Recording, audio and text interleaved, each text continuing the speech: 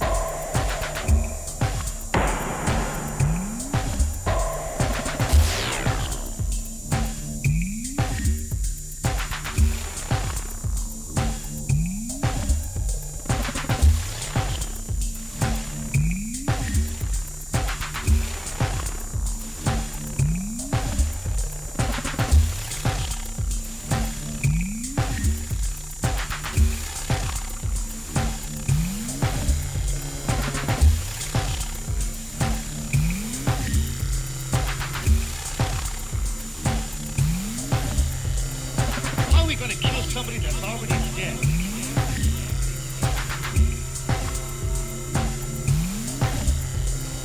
How are we going to kill somebody that's already dead?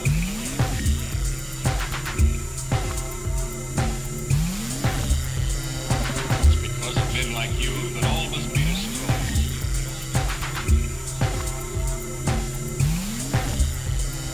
It's because of men like you that all must be destroyed.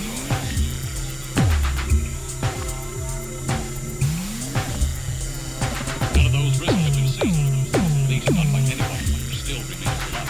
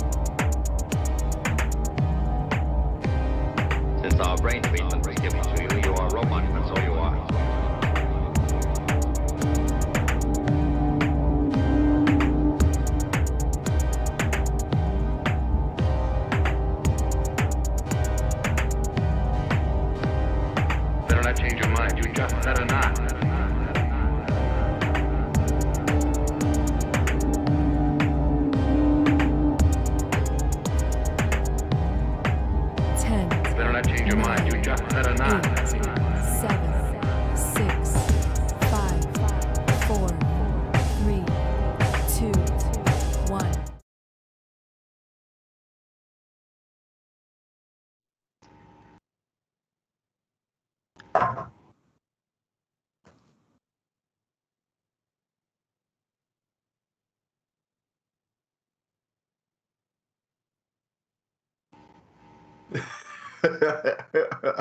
It's a totally new format. Yeah.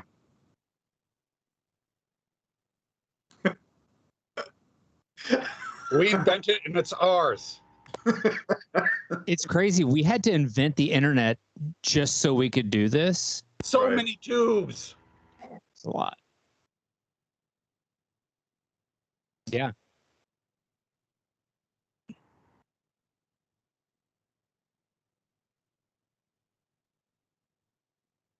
Pump up your Whatever the hell numbers. they want. They do robot stuff, man.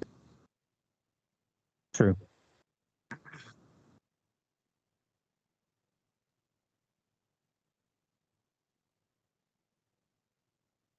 Please refer to me as Eli Beringer. And I have lots of Beringer news. So whatever we're going to talk about tonight, my company is going to release, but for $10 cheaper. The same day as whoever else releases it. You're welcome.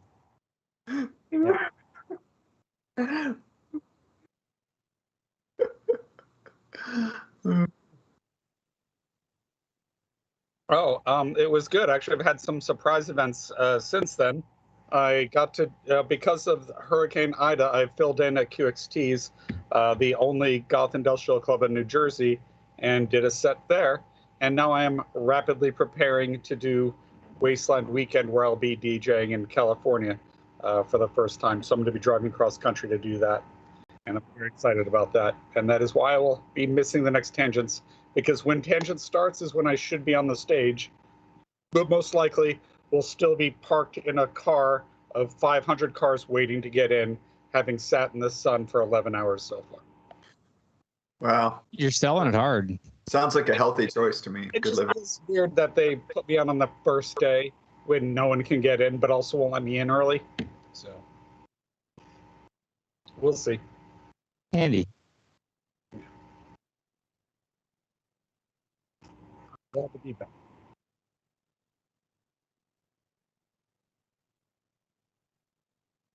Thank you, Robin.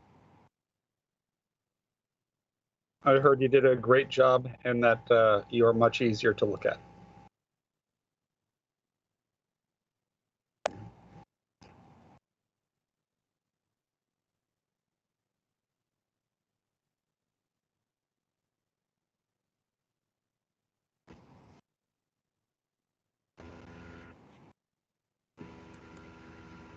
Okay, I'll switch into moderator mode.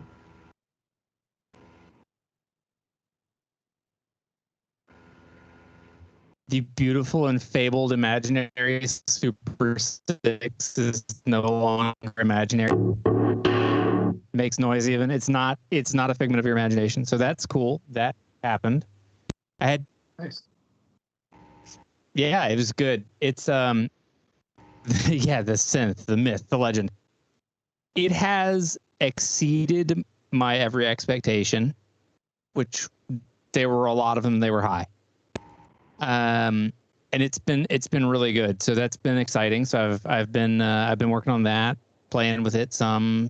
I've been listing a bunch of stuff for sale, trying to slim down the studio. I have too many things, it turns out. So I've listed 7 or so synthesizers for sale, 2 of several Porta Studios. Nobody's counting. It's 2 of 5. It's not a big deal. So I put a few of those on sale. But that's been about it. That's been what's going on here.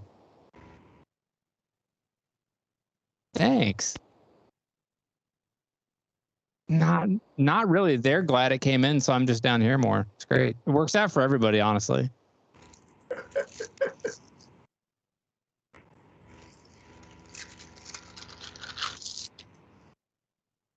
Yeah, it's better that way.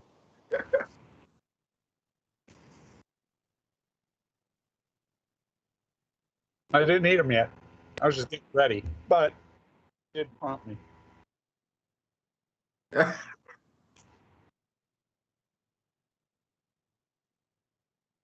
I just saw him eat. What are you talking about? He's eating. I just saw him do it. I am fair. How are you? So, since I'm in a what I would call a creative lull, I decided to spend money on synthesizers. Actually, I sold 4 synthesizers to fund this one,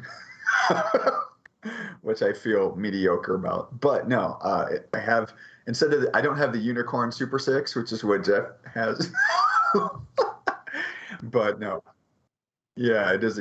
I in fact got the OB6, which I love very much. It's good stuff.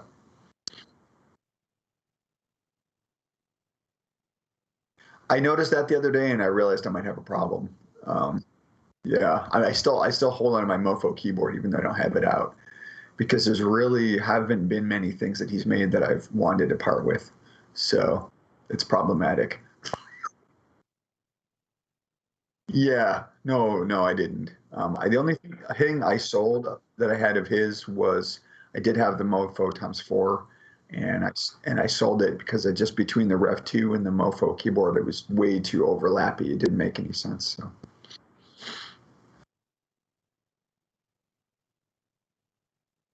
yeah,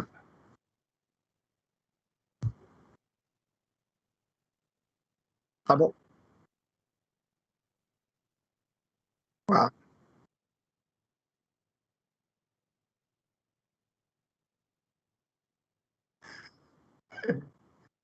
Yeah, belated happy birthday to you, sir.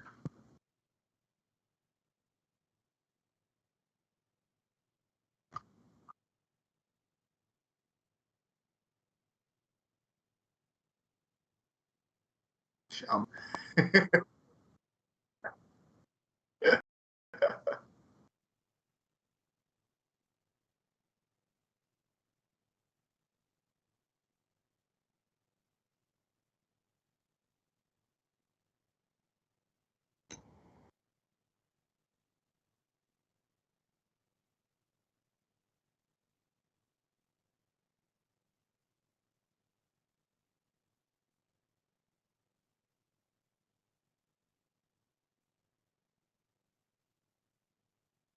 But we didn't want to put the ancient aliens disclaimer at the beginning, or was it the In Search of one that said, there might be other explanations for this really weird shit, and it might not be, Sasquatch aliens. But it's aliens. But it's definitely alien.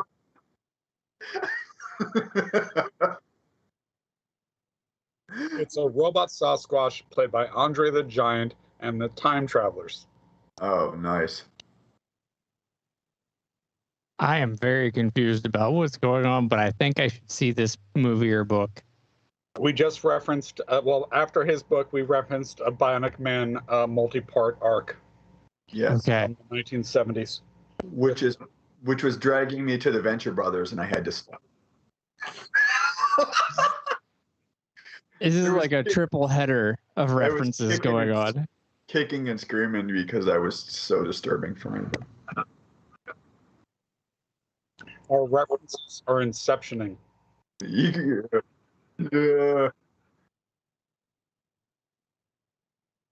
Billions upon billions. Oh, nice.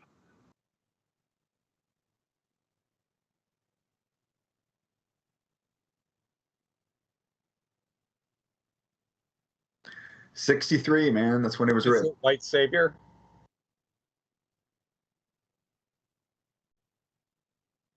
Yeah.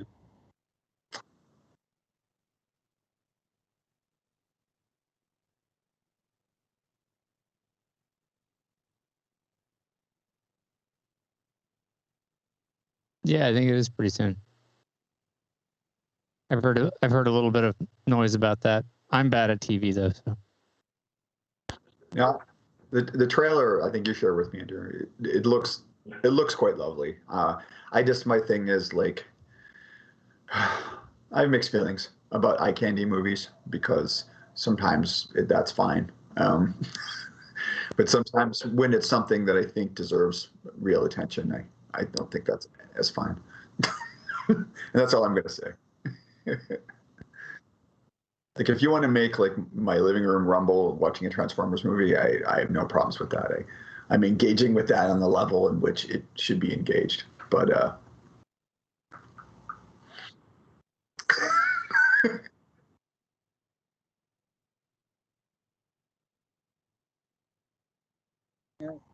I can hear you. Oh, you mean on the stream? Hear you? Oh, you mean on the stream? Hear you? Oh, you mean on the stream? It does appear that Andrew is speechless. It does appear that Andrew is speechless. Oh, echo, man. It does appear that Andrew is speechless. Yeah, I gotta mute that before we get a feedback loop. That goes on forever. I see what's up. Things have happened. Check 1, 2. There, now I'm back online. Okay, now I can see myself. That's cool. Things have happened. Events have transpired. Indeed. All right, now I see volume on here. I should probably be checking that stuff before we go on, but, you know, I'm lazy. So now no one knows about what I've been up to. The secret is only between the three of us.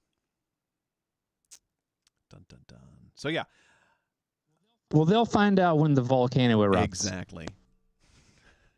And that is the secret of Freemasonry.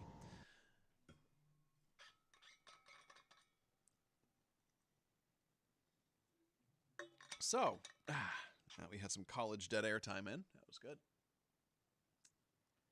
Excellent. Let's talk about some music gear news that's been going on. Everything is moving into place. Yes, at last.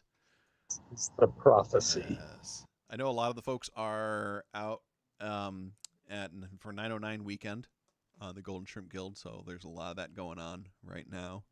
They actually started on Wednesday. That's how many people they have lined up for the streaming. And that's going from now until Sunday night. That's a lot of music streaming, and that's over at synthfest.online if you'd like to go check that out, folks. All you robots out there and lurkers. That's a lot of potential techno. Oh yeah, that's the idea. Lots of potential. But also, Skinny Puppy's first true. album. They might be making Skinny Puppies. Which was the first commercial release to feature the 909. Indeed. How commercial was that release, though? Well, and they also went out of their way to make it not sound like a 909. Yeah, that's true. It definitely doesn't. Well, I mean, the kick kind of does a little bit, but... Oh, that's just it. Yeah. A little bit. They put it through like a three-way splitter and did all kinds of weird effects to it, so it has a real clicky and thumpy sound that the 909 doesn't really have. So it doesn't sound like a regular 909. You get 909s all over Remission. Interesting. Mm-mm. There we go. So, starting our news, UVI, our good pals over at UVI, have introduced a... Oh, is someone taking... Oh, thank you, Christoph. Very good, thank you. Has come out with a emulation of the Emulator 1, 2, and 3 samplers, plus the Drumulator and the SP12, for your permed mullet satisfaction. So this is exciting if you are into really old sampler sounds. I am. I was going to say, I think I know somebody who is. It's a hell of a great sounding, great looking piece of gear here. You want to talk a little bit about that, Christoph? Well, so the main thing that it's bringing is a lot of the stuff from the early emulator library, which is all over 80s music and sounds fantastic and is, very hard to get. So, that's one of the main thing it brings to you. Like the emulator series. So I mentioned, we wound up talking about this in almost every stream, and it came up last stream when I wasn't here because Jeff pulled the trigger on the Isla 2400. Right. And Justin asked if that's really 12-bit or not, or 8-bit, and it's neither because it's not PCM. So the emulator series uses something called Moolah compression. So PCM bit rates aren't really analogous. So the storage format is 12-bit, but because it's Moolah, it expands upwards. So it would be more analogous to maybe 14-bit, but still not really. The important thing to note is that what you put in is not what you get out. And what you get out is something that people, that change that happens to it, people really enjoy. And it's signature to the sound of Wu-Tang Clan, which is why these things go for many thousands of dollars more than they are worth for archaic and primitive samplers. But they're also interesting. Junkie XL, Tom Holkenberg, film composer, he's talked about the need for having both kinds of samplers where he uses contact, which is perfect. What you put in is exactly what you get out. But also old samplers like the ASR-10, the Mirage, the Emax, where, you know, when you put something in and then you play it down a couple octaves, the way it changes, you know, so they're using this technology that isn't really accurate, but it was like, you know, it saved RAM, and they all mess up the sound differently and sometimes create great textures. So the emulator brings that to you, and but it does it in a way that's not just based on like sample rate reduction, but also this Moolah production. So if you want to recreate that sound right now with your own library, you can do that with TAL Sampler, which has fully emulated this work chain with these compressions. But it's not the same thing at all as just using a bit crusher, and that's where a lot of people screw this part up. So if you bit crush, you'll reproduce the sound of like an Akai S612. But you won't emulate correctly the sound of the emulator series, which was using Moolah, which came from telephony chips or DSP chips. Blah blah blah blah blah. You might love it. Either way, where this becomes interesting for me isn't really just that workflow. It's that a lot of these presets are in Depeche Mode, or they're in bands that I love from that time, and this is a great way to get those sounds. So I'm a longtime UVI fan and user, and they actually had emulation 1 and 2 before this, and this is the plus, so they've added all these other things on top of it. And what I've always loved about them, and of course I've had to pick this up as soon as you posted this, because UVI is just too easy for me to, once they've got you in their ecosystem, you know, you're like constantly. But it sounds better than the previous versions. And the thing I love about UVI, to your point, Christoph, is that it's not just about, you know, trying to emulate the bit crush and or emulate, you know, the ADEC or whatever they're trying to emulate. And that's why I kind of feel like the Arturia one is a little lacking, whereas UVI is kind of more like IK Multimedia, like where they sample stuff in a very detailed way. They spend a lot of time sampling it. So if it's in here, it came out of an emulator, right? And so I think that's why they captured it. Because I was just playing with one of the Emacs type settings, and it was just really nice. Like the thing also had analog filter, so that actually made it super cool too. But they really nailed it with this. It's really good stuff. Yeah, and a thing to point about the emulator too. By the way, old Leather Strip very heavily on the emulator 2. The emulator 2 sounds amazing. For its specs, it has no right to sound as good as it does. It sounds amazing. You know, yeah. And it's because they just worked really hard to maximize what you could do with this technology. Whereas with our perfect technology now, you don't have to do any work at all. So they really worked hard on it. And so the sounds that they did put out are frequently very good. Some of the sounds, don't get me wrong, are canned and terrible and useless, but some of them are also just amazing and large and huge, and they're dripping with that overdramatic effect of the 80s. Yeah, and it's so signature. So, you know, it's a great job, and this is a cheap upgrade for people that have the previous versions. It's only like a $6 upgrade. Nice. I'm sure it's absolutely worth it. So yeah, UVI is a good company. I don't have this. If they want to give it to me, that'd be super. But yeah, you know, I'm a fan of the old emulator range, the old Emacs range, even the old Roland and Akai libraries. So this is a real treasure. And for $129, you get a fair amount of sampling, old school sampler synth powerhouses. Yep. So the SP12 and the SP1200 both used by Skinny Puppy and Wu-Tang Clan. What's crazy about UVI is like, just when you think that, samples are still short by sort of modern standards in terms of permanent storage, but they do so much sampling. They sample it so many places in so many ways and times that I had to buy an external hard drive to use. It's kind of like those giant sample libraries for like Kontakt or some people that have giant string libraries. I was just super shocked that UVI put that much effort into it, and I think that's pretty cool. That's pretty great. Yeah, this was a real labor of love for them. I kind of love the idea of like old samplers as soft synths for some reason.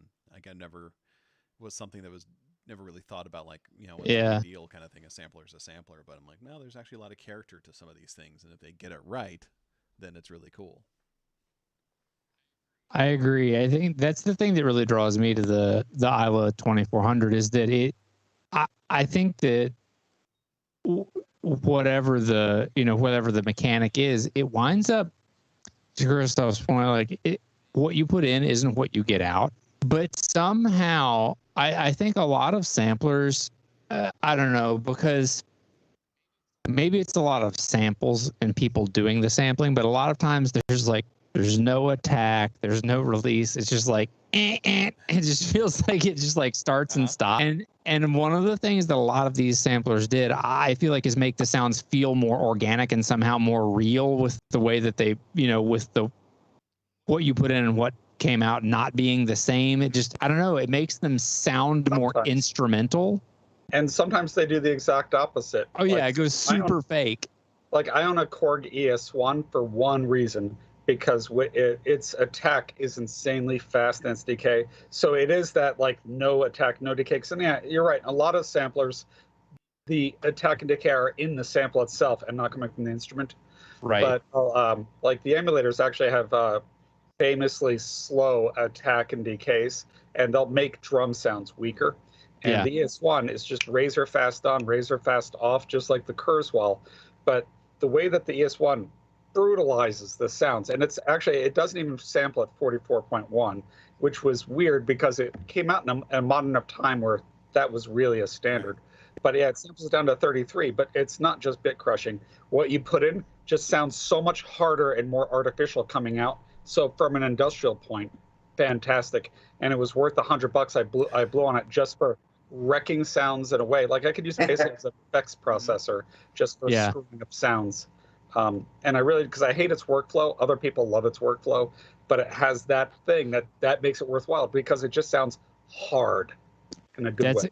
There's a similar thing with the SP404, honestly, whereas like the workflow, if you wanted to use it to build a lot of stuff, is not ideal, but as an effects processor, it's really solid. And as a drum machine too, just like to trigger one shots, it's really good. But it has a similar thing, like where things do not sound the same. Yeah. And I own too many samplers, but one of the samplers I have the Akai is just for the workflow, because workflow affects the way you make music. It's true.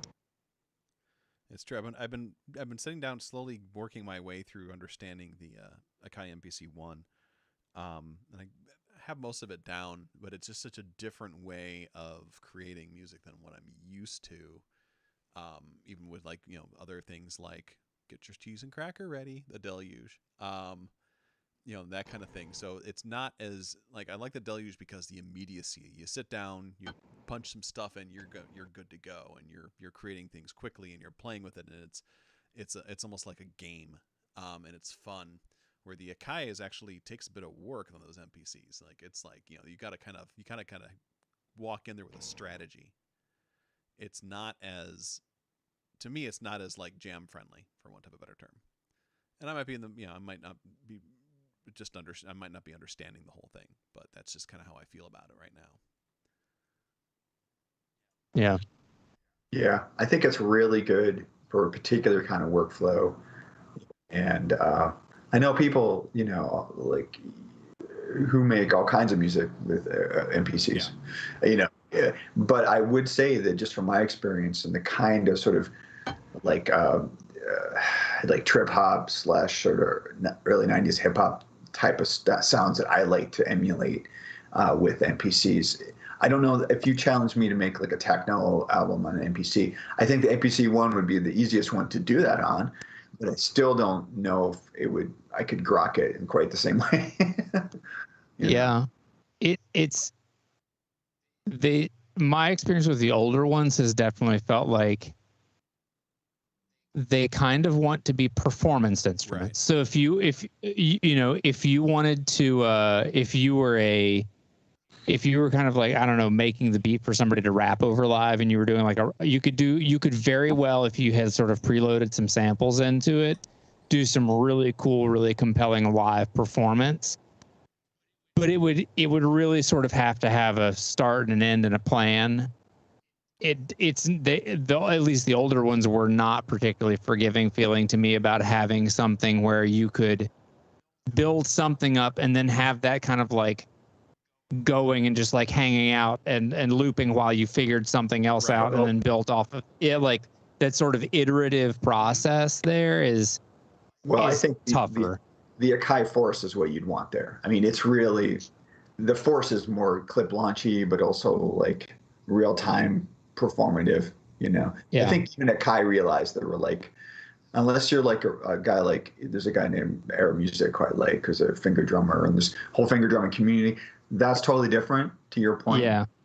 Than like trying to sit down and like do a set like a mere mortal like myself. I think I would choose the Force, honestly.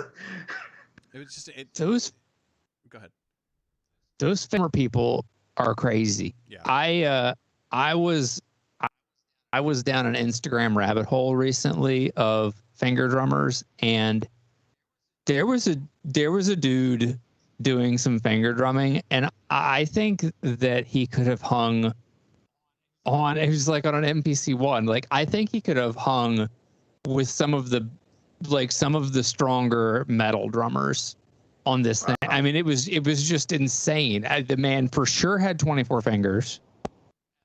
Well, if he was in a metal band, he had to have 4 kick drums with 8 independent pedals. So I mean, I don't even know how he was doing what he was doing, but it was absolutely bonkers. I was completely blown away. That's cool. Nice.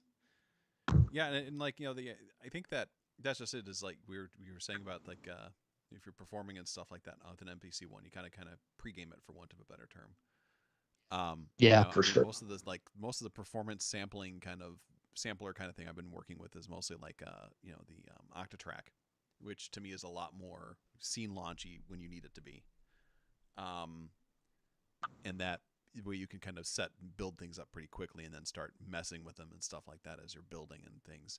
To me, it's a little bit more pliable than the MPC one, where it's like you have to do a lot of your sample editing and chopping and stuff like that before you're actually like noodling about and stuff like that. Where the Octatrack, you can just kind of like, fuck it, I'll just cut the shit now and dump it into another track and then do this and this and this. And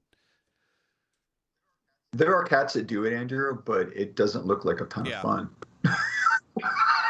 I mean, it really, to me, like, I see MPCs as premeditated, prefabricated track making. I mean, that's what I use it for. Yeah, which I mean, that's nothing wrong with that at all. It's just, to me, it's just a very different kind of workflow from what I'm used to using when I'm doing, hardware sample stuff. Yeah. So it's just kind of wrapping my head that this thing is kind of more DAW-y than anything else. Yeah. Is that a word? DAW-y? It is. It's funny because, I mean, if you go back, because I have earlier ones, some of the core elements of like the way they work in terms of sequences and songs and in terms of the way they view sort of Kit's instruments is really almost the same. Yeah. They've window dressed it a little bit, but it's really the same workflow. Yeah, it kind of feels like that. All right, next piece of news here is PreSonus introduces the Relevator IO24. I put this up here because it reminded me a little bit of the Tascam that you were talking about at the last show, where we were talking about like what the hell is this competing against? Well, now we have something it competes against, and that's the IO24. Yep. So this thing is a audio interface, pretty much designed for streamers. That doesn't have a whole lot of whistles and or bells on it, as far as inputs and outputs and stuff like that. But what it does have is it has a ridiculously easy to use UI. It's got the really nice Xmax preamps that PreSonus is known for, and it's got yet a completely different interface than anything else that PreSonus put out, because that's what PreSonus is really good at doing, is like, we don't have a universal interface. Fuck it. Make it look like this. Just do a different one. Let's just make this one look like a door wedge and put a button on the front of it. Fuck it. Why not? Well, that's what you use it for when you're not using it. Yeah, exactly. One thing to note, to go back to earlier reference, UVI stuff. Yeah. The interface is like the same basically for all other sounds. Like you don't even have to reach for the filter or whatever, you know where it's at. So kudos to UVI for doing that. And not so kudos to PreSonus for once again changing their interface. But at the same time, that being said, this thing is pretty slick for what it is. So it's a 2-in, 2-out. It's got MIDI in and out on the thing, so you can actually like dump it and use it with a DAW if you want to. It's got a handy little remote control app that you can dump on your iPhone, your iPad, I should say, or like a Windows or Android device, that you can do all your loopbacks and stuff like that right from there. This thing is literally built for streamers. It's beautiful for that kind of thing. I'm a big fan of PreSonus interfaces. I think that when I do a studio upgrade, I'm gonna probably just upgrade them all to like Quantums or something like that. This show is being run off of a Studio 68C that I have literally gaff taped to the top of my streaming PC, and the thing just works, and it works great, and it's a good sounding piece of kit, and it has not let me down. I've never had any issues with it at all, unlike Motu. So Motu. I just like that they picked a name that sounds like early 2010 like synthwave artist. I am Revelator. Air 24. Classic John the Revelator. Yeah. I think it's Perturbator that I'm thinking in my I head. think so. Yeah. Or Masturbator, Masturbator, the Revelator. There's a fighting game called Guilty Gear Revelator, and that's all I could think of with this. Nice. So yeah. Reminds me of a Kids in the Hall sketch, The Eliminator, who challenges everybody to racquetball. Yeah, I remember that. The ultimate badass sport. Damn, that was so good. Those shows were so good. Whatever happened to racquetball? Like, once the Kids in the Hall are done, I mean, like, racquetball just went. The day of the racquetball court is long behind us, but the memory will always be here. Oh my gosh. It's like handball. What happened to handball? I used to play handball. Nintendo happened to handball. Yeah. Squash. Internet porn happened to handball. Squash. Yeah. Played squash as well. Play handball? No, I found YouTube. I found you porn. I'm done. Exactly. You guys go ahead. I've only got one ball for these hands. So. Sorry. Damn dumb jokes. Anyway, so yeah, that the Revelator from PreSonus looks pretty cool. I think it's pretty inexpensive as well. I can look real quick because I'm always curious about that. Yeah, none of their stuff is like a bank breaker. I think I own the Zoom UAC 8, but I really, really think the Quantum is a good choice. Yeah. Everything I've read about it sounds amazing. The only slight sort of benefit the UAC might have is having a little bit more headroom. Mm-hmm. But I mean, honestly, I don't need that. I don't ever have 8 analog instruments plugged in at the same time. Yeah, I was just saying, I was just saying. That's not how I operate. Yeah, me either, really. I'm just kind of going one. Yeah. And I don't know. It's like I think it's $199 for the Revelator. That is a good deal. Yeah, that's pretty good. It's a good deal, yeah. For what you're getting. I was looking at you're talking about just in audio interfaces in general. There's It's relatively new, but not super duper new. Tascam has a line of stuff that they're calling this. It's the dumbest name. They call it the series The line. series line. This is the like. How do you search for this? Like, have they not heard of what the internet is? Like, that's a terrible name for anything. Come on.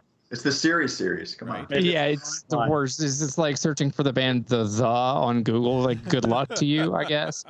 The Yeah. oh my Anyway, I God. seen that the other day. the interesting thing about this is that there's an audio interface for it, and then the audio interface I think has maybe 8 or 6 ins on the audio interface, but they have chainable preamp boxes that you can run into it and turn it into, I think, like a 32 input audio interface Nice. with the DB25 snakes into it, and to get it all the way to that level, I want to say it's something like $1,600 or $1,700. That's Wow. It's like, it's not bad given, a 24 32 in audio that's interface. kind of what I was looking at with the Quantum as well, because I have literally, Yeah. like, if I wanted to plug everything in behind me, it would be about 32 stereo channels. Yeah. To do it. But I also realized that because I like this rack over here is mostly stuff that I can just dump into Overbridge with, because it's all Electron stuff. Mm. So Yeah. that actually clears up a whole lot of I/O on my interface now, which is lovely. Thank you for doing that. Electron people. I couldn't function without front loading because I used patch bays only. Yeah. So it's like everything comes into the patch bay, and then I can front patch it. Yeah, into that's the, what I'm doing right now because I don't have enough I/O. It's the only way I couldn't. I'd be crawling around all the time, trying to get. That's what I was doing, is I was crawling around all the time. I'm like, oh, patch bay, that's a good idea. Except when you drop them on your foot, I don't recommend Yeah, that. because then it gives you a world of pain that lasts forever. So, Reason 12 came out last week. This is the they came out they started out in 2000, so 21-year-old DAW, and version 12 just came out.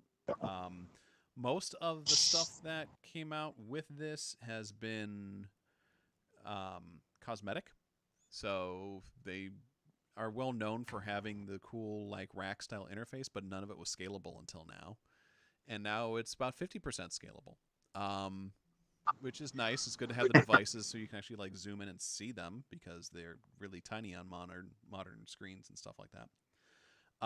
You're not running 1024 by 768? No, I'm not. Weird. Actually, when I'm working in Reason, I have a monitor that's vertical, and I put the rack on the vertical so it looks more rackish. Oh, yeah. I'm a nerd like that. This includes the new Mimic Creative Sampler, which is kind of like a choppy loop playing back sample kind of thing, in a way where you can like slice things and like cut them up and play with those and give you like granular sampling and stuff like that.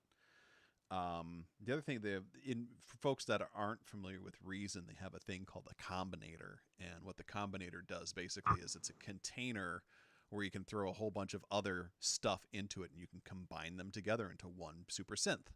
And the version up until now, they just had like 4 little knobs that you can assign to whatever, and you can assign them to multiple things. But now they've made it so you can design your own interface for the front end of the Combinator and put however many knobs, buttons, and stuff like that, and assign them to multiple devices within that Combinator. And you can customize them and make them look a certain way and stuff like that. So that is actually a pretty powerful instrument as far as that's concerned, I think. Plus, the Combinator will be on tour with Revelator in 2022. Watch out for it.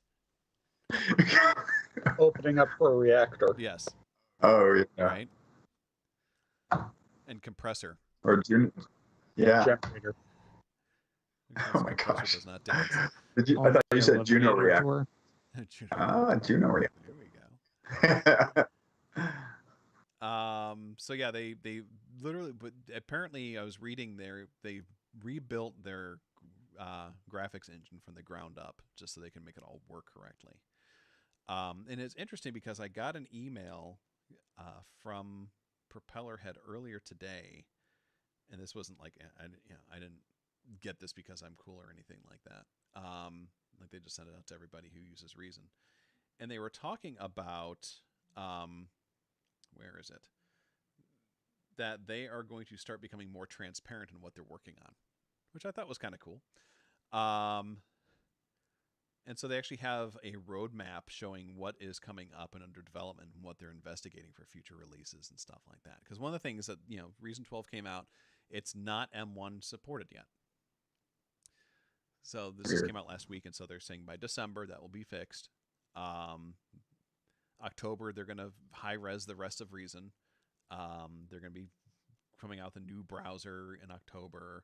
So they're kind of like, they're doing VST3 support finally in January and, that kind of stuff. So they're actually kind of going through these roadmaps and stuff, and they're like going to send out regular emails about what they're looking at, what they're working on, that kind of stuff, which is kind of cool for a, for a DAW company, because usually it's just got to wait and see what they're going to do. And I feel also that one of the things that Reason did recently was they allowed that the rack, which is basically all their instruments and plugins and effects and stuff like that, can be run in other DAWs, whereas before you had to use Rewire, which is kind of a bitch to do. Now you just open it like it's a virtual instrument. And I think that's why they were focusing mostly on the cosmetic side of things, is that way you can scale these things while you're running them into another VST. So they didn't really do many improvements on their own DAW side, their own, timeline and stuff like that. And it's, some folks complain that's a little bit antiquated. I love their timeline. It's one of the best ones that's out there because it's so fucking easy to use. I can bust shit out really, really quickly in the timeline because you can build things in blocks very quickly, faster than most of the other things. And you can just, if you're making synth pop, which is what I'm generally doing, verse, chorus, middle bit, verse, chorus, I can paint that shit on and we're ready to go, And Justin, you've seen me do that kind of thing before. I have. Our verses. Okay, we're done. We can add with extreme. I've seen you execute that with extreme prejudice, sir. Just add a little noodles here. Now it sounds a little bit different. All right, fuck it. We're done. Print. But yeah, so this one gets the vocoder. Yeah, exactly. So yeah, so it's interesting to see that they're doing this kind of thing. Reason has a very strong place in my heart. It's like the DAW that I learned how to do all this stuff on, and I will still turn back to it. I already picked up the version 12 upgrade, turned it on, and then figured stuff out. It was just like, it was kind of like coming back home. You're like, oh, there it is. There's the comfy couch. It's a little bit ratty, but it still works. And oh look, someone improved the chair over there. That kind of thing. That's kind of how Reason feels to me. Got that smell like when you went to vacation, you come back and your house has been all shut up for a while and smells funny. Yeah. Just like that. Yeah, kind of. Like, oh. What is that smell, by the way? Like, why does a house smell funny when you've gone on vacation? Why does that happen? Here's the trick. Your house has always smelled funny. You just never realized it because that smell is you. It's your smell. Nope. Yep. My house smells beautiful and perfect all the time. Except when you're not there. And it smells weird when I go on vacation. That's right. Also, Jeff, maybe it's because you're beautiful and perfect, and you take it with you when you leave. All that's left is That's it. I just carry this aura with me. It's all your dead skin cells, my friend. Ah, yes, that's what I like to inhale. You take all the energy out, yeah. Taste that rainbow. And so up in the morning. Beautiful Thursday. Oh my god. Yeah, so that's my thoughts on that. I don't know if folks have anything else to say about Reason 12. I know nothing I like about Reason. Reason's cool. I also like Reason. I think it looks super cool. I still think it's probably the most, even though, you can say, okay, the graphics aren't so, up to Trey modern standards. I just think that the concept behind it is really cool. And it just always felt like a lot of fun to play in it, like you're playing with toys, you almost feel like it's closer to having something than just like to me than a regular DAW where it's like, okay, my VST pops up and it's a pain in the ass and it takes over most of my screen and I got to deal with it. Yeah. VST is a DAW that's masquerading as instrument. it does a great job of convincing you that it's an instrument, but it's actually a DAW. Yeah. A bunch of other DAWs are completely just DAWs, and they're trying desperately to convince you that they're an instrument. Like, I think Ableton is super guilty of this. Like, it's like, guys, we're an instrument. Come play us. This is going to be so much fun. We're just going to play some music together. It's be cool. Come on over. And it's like, no, you were in a spreadsheet making a PowerPoint together, and it has sounds. It feels very mechanical. Whereas Reason is like, it feels like an instrument. If I were going to be making music on the computer, I would for sure be doing it in Reason. It's like using it as the instrument. I'll mix it sometimes on the computer if I've got to for stuff, especially for like pro work for video, because video work on a Porta Studio turns out is impossible. Weird. But if I wanted to sit down and play music and compose music on the computer, that would be where it would happen for sure. Yeah, and it's one of those examples that sometimes skeuomorphism is actually a good thing, and I think that, you know, and because you see like if you look at like what they did with Logic, you know, they kind of removed all the skeuomorphism and stuff like that with the newer versions of it, and they're doing that with a lot of stuff. But then you look at like the third-party manufacturers like UVI and all those guys, and Yuhei, and even like Arturia, and their plugins, they look like the piece of gear that you're playing with, right? Yeah. They don't. Well, they're skeuomorphing like smart things to skeuomorph too. Like Apple was fairly guilty of, especially early on the days of the iPhone, for instance. Like there was skeuomorphism on stuff that like truly didn't need it at all. Like there was no benefit whatsoever to making the notepad like yellow and look like a notepad. Yeah. Or for me, the rotary dial feature. Oh, sorry, that was not I just made that up. It comes from that old days when, you know, they put, you know, a windowed computer and they put, this is the desktop because you don't know what a computer is, so you have to think of it like your desk, and this is your filing cabinet. You know, and sometimes sometimes the skeuomorphism, you know, works for the feeble-minded, and then sometimes skeuomorphism just works. And I think in Reason, I am feeble-minded, so I like the skeuomorphism in Reason. You know, I like the fact that the I think it's the Red Rum, you can sit there and you can put your mouse over the screws and you can spin the screws. It has no function whatsoever other than when I'm thinking about something, I'll sit there and I'll play with those screws. It gives me something to tinker with, and that's kind of funny. It brings you joy. It does, and it's something. That is the function of it. It is there to make you happy. That's great. That's just brilliant. Yeah. So I don't know. I love that kind of stuff, and like I said, it just feels like home to me. So yeah. So Reason 12 upgrade I think is $129. Full version is like $400. So if you're looking for a new DAW, you can check that out. If you're looking to get a shit ton of instruments that you can plug into your other DAW, that's not a bad price for all that you're getting. You've got, you know, synths it's out pretty the good. yin yang. You've got samplers. You've got drum machines out the yin yang.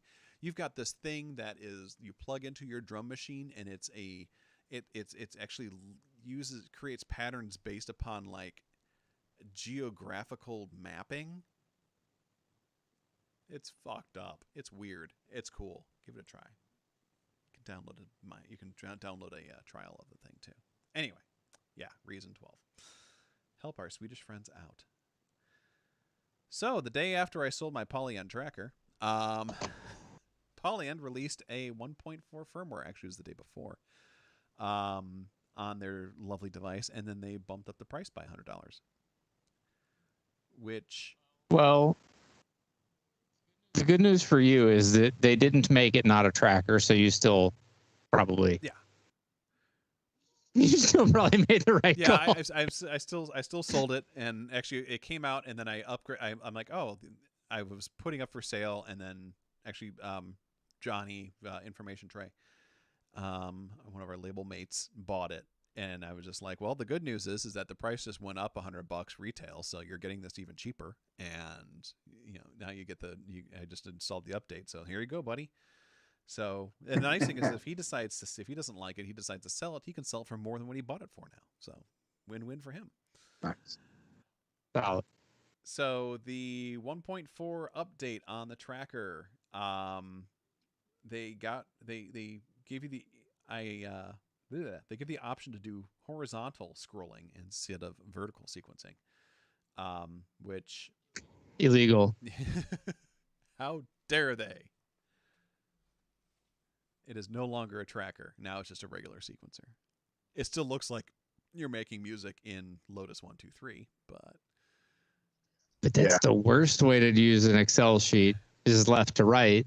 Oh my, yeah. Well, yeah. Till they come up with the Poly and Matrix Screensaver edition, I Right. think I'm good. It's a 3D one, and it just projects up into 3D space as a cube that you track into. But I wonder if people. I wonder like if they it. did this because everyone is so used to seeing horizontal scrolling things in everything that people just weren't used to the idea of a vertical scroll. Yeah, I imagine they introduced this just because maybe people will buy it now because now it's more familiar. Which, Yeah. for me, I think it's a mistake. You buy this because you want a tracker and a new way of working with things because trackers are different and they're weird and they make you work a certain way. But because they make you work that certain way, it can push you into doing things a different way and come up with new things. Like there's certain things that you do as a workaround because, for example, in trackers, they weren't like no channel is, they're all monotimbral. I mean, they're all monophonic. So you would do chords by doing really sharp changes around them. There was a command you could do that would do it. And that's all over like old Nintendo music and stuff. That's part of the classic 8-bit sound. Yeah. And then when you start, when they went out to like where you had 32 channels and you could just make your chords, you still had to make a chord by loading up a bunch of channels. So you still had to think about it in a different way. And when you take away those limitations, you might as well just use a DAW.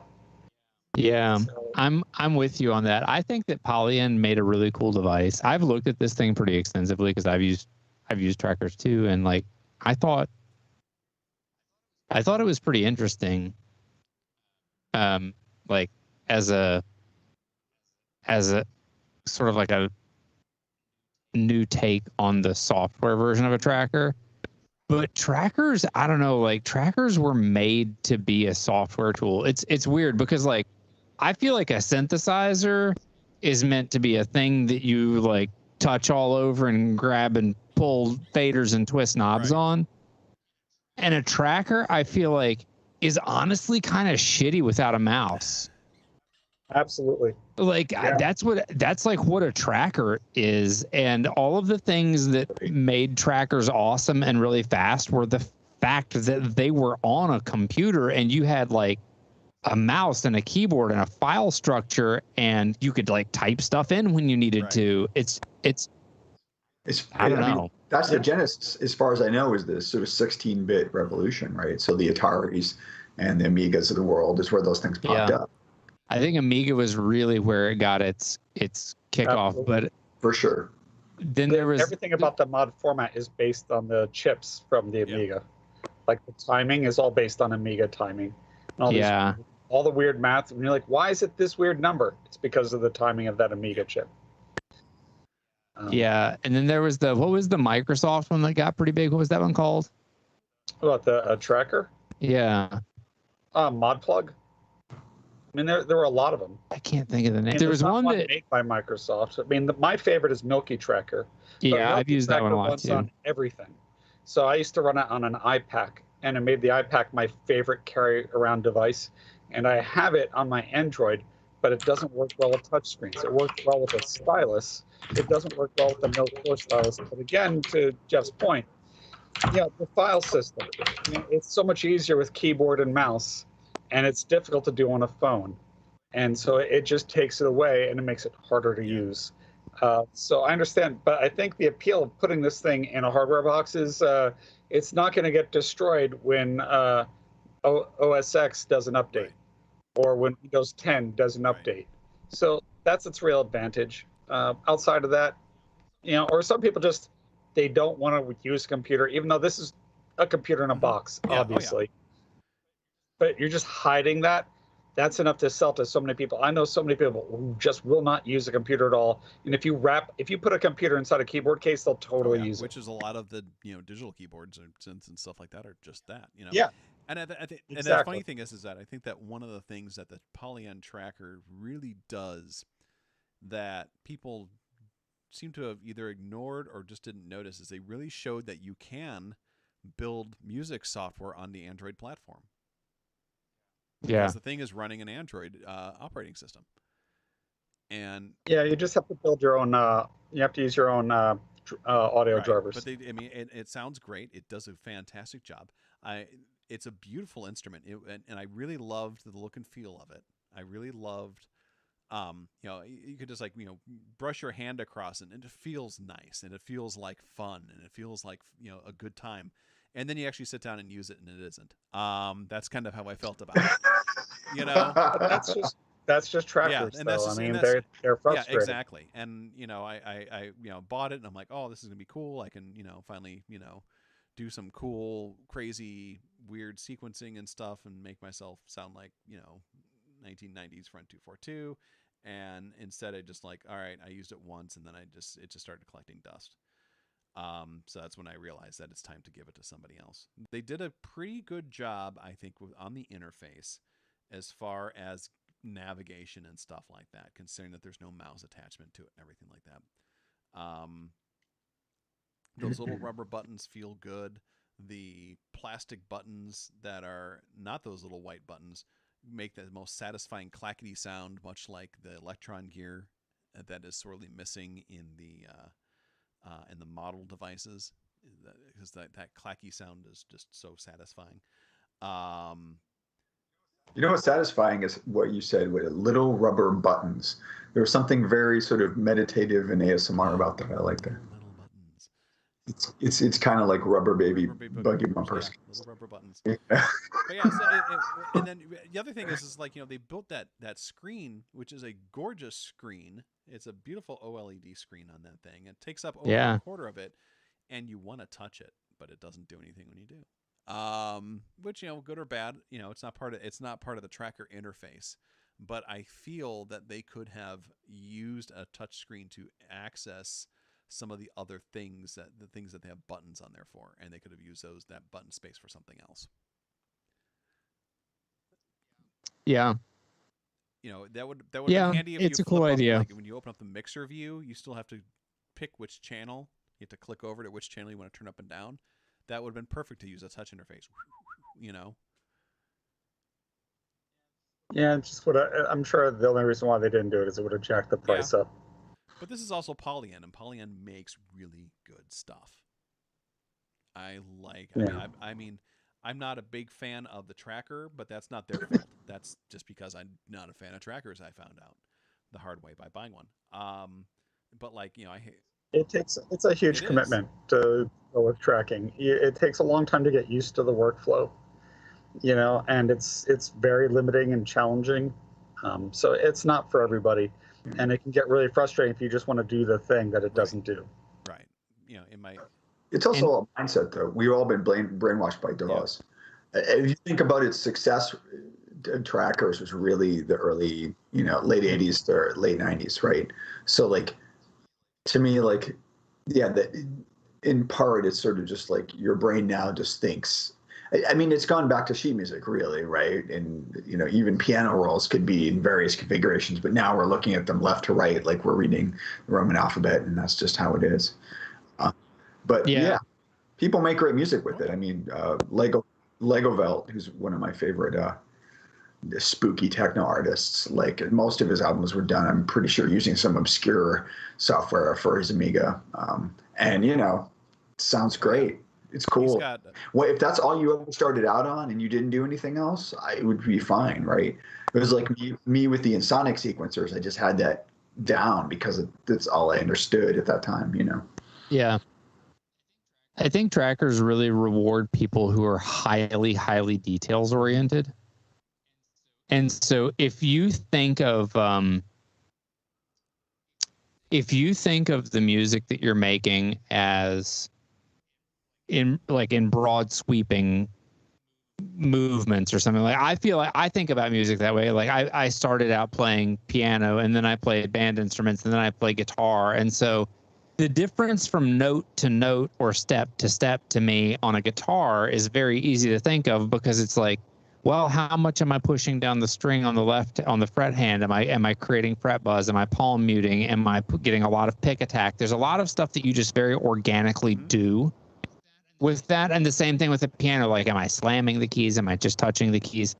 But with all of that stuff gone with the tracker, it really rewards, like, what are the modulations and things that you were thinking about per step on each of the channels that you have available to you, and how are you building these details? And for people who think in that hyper detailed way and who just natively come to that, I think maybe some people who, weren't traditional instrument players might have come to it that way or something. I don't know, but it feels like those people who can get their brains into that mode have made some really exceptionally interesting music with trackers. Like, I definitely like Legavelt for sure. Even the demo that like Cuckoo did of the Polyend tracker, it's very obvious that like every note and every step for him is it's like a moment unto itself, and he's thinking of the details around it. And that's, if you're willing to work like that, it really shines.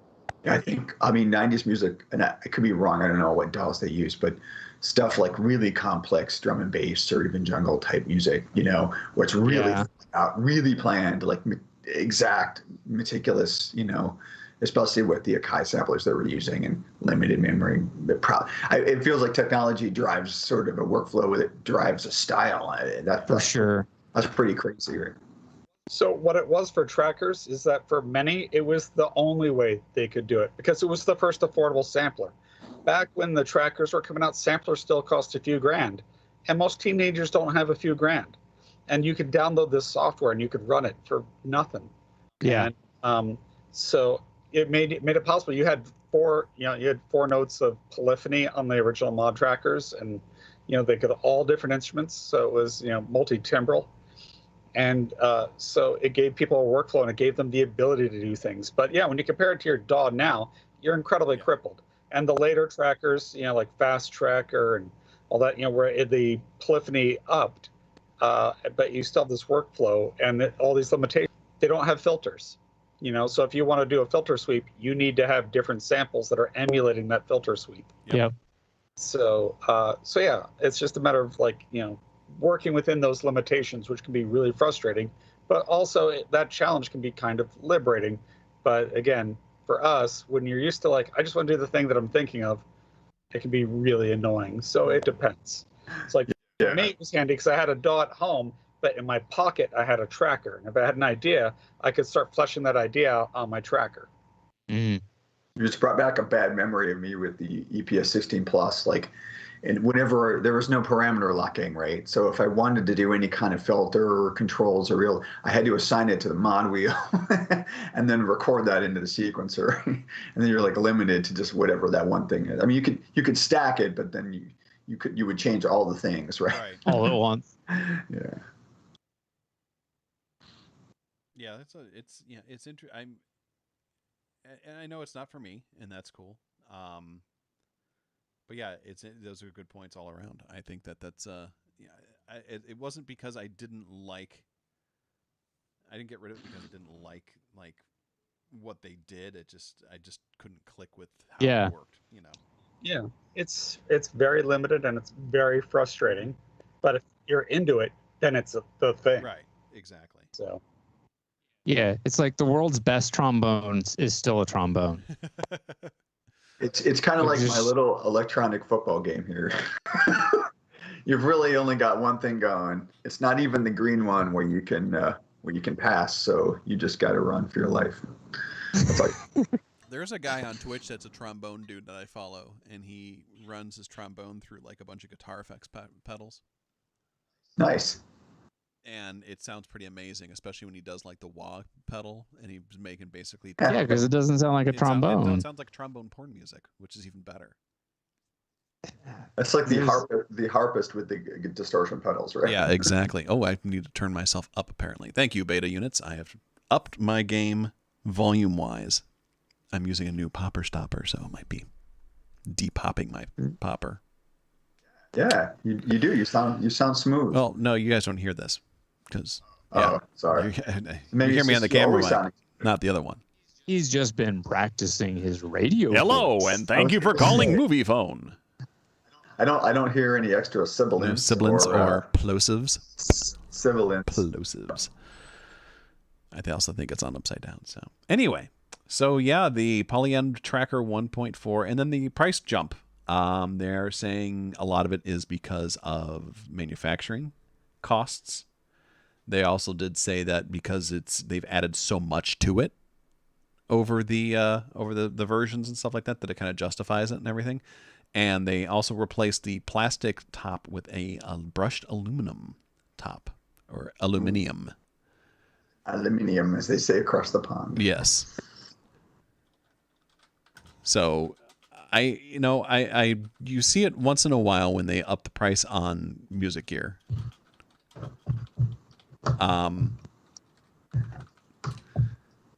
And I understand the whole idea with manufacturing costs, especially right now.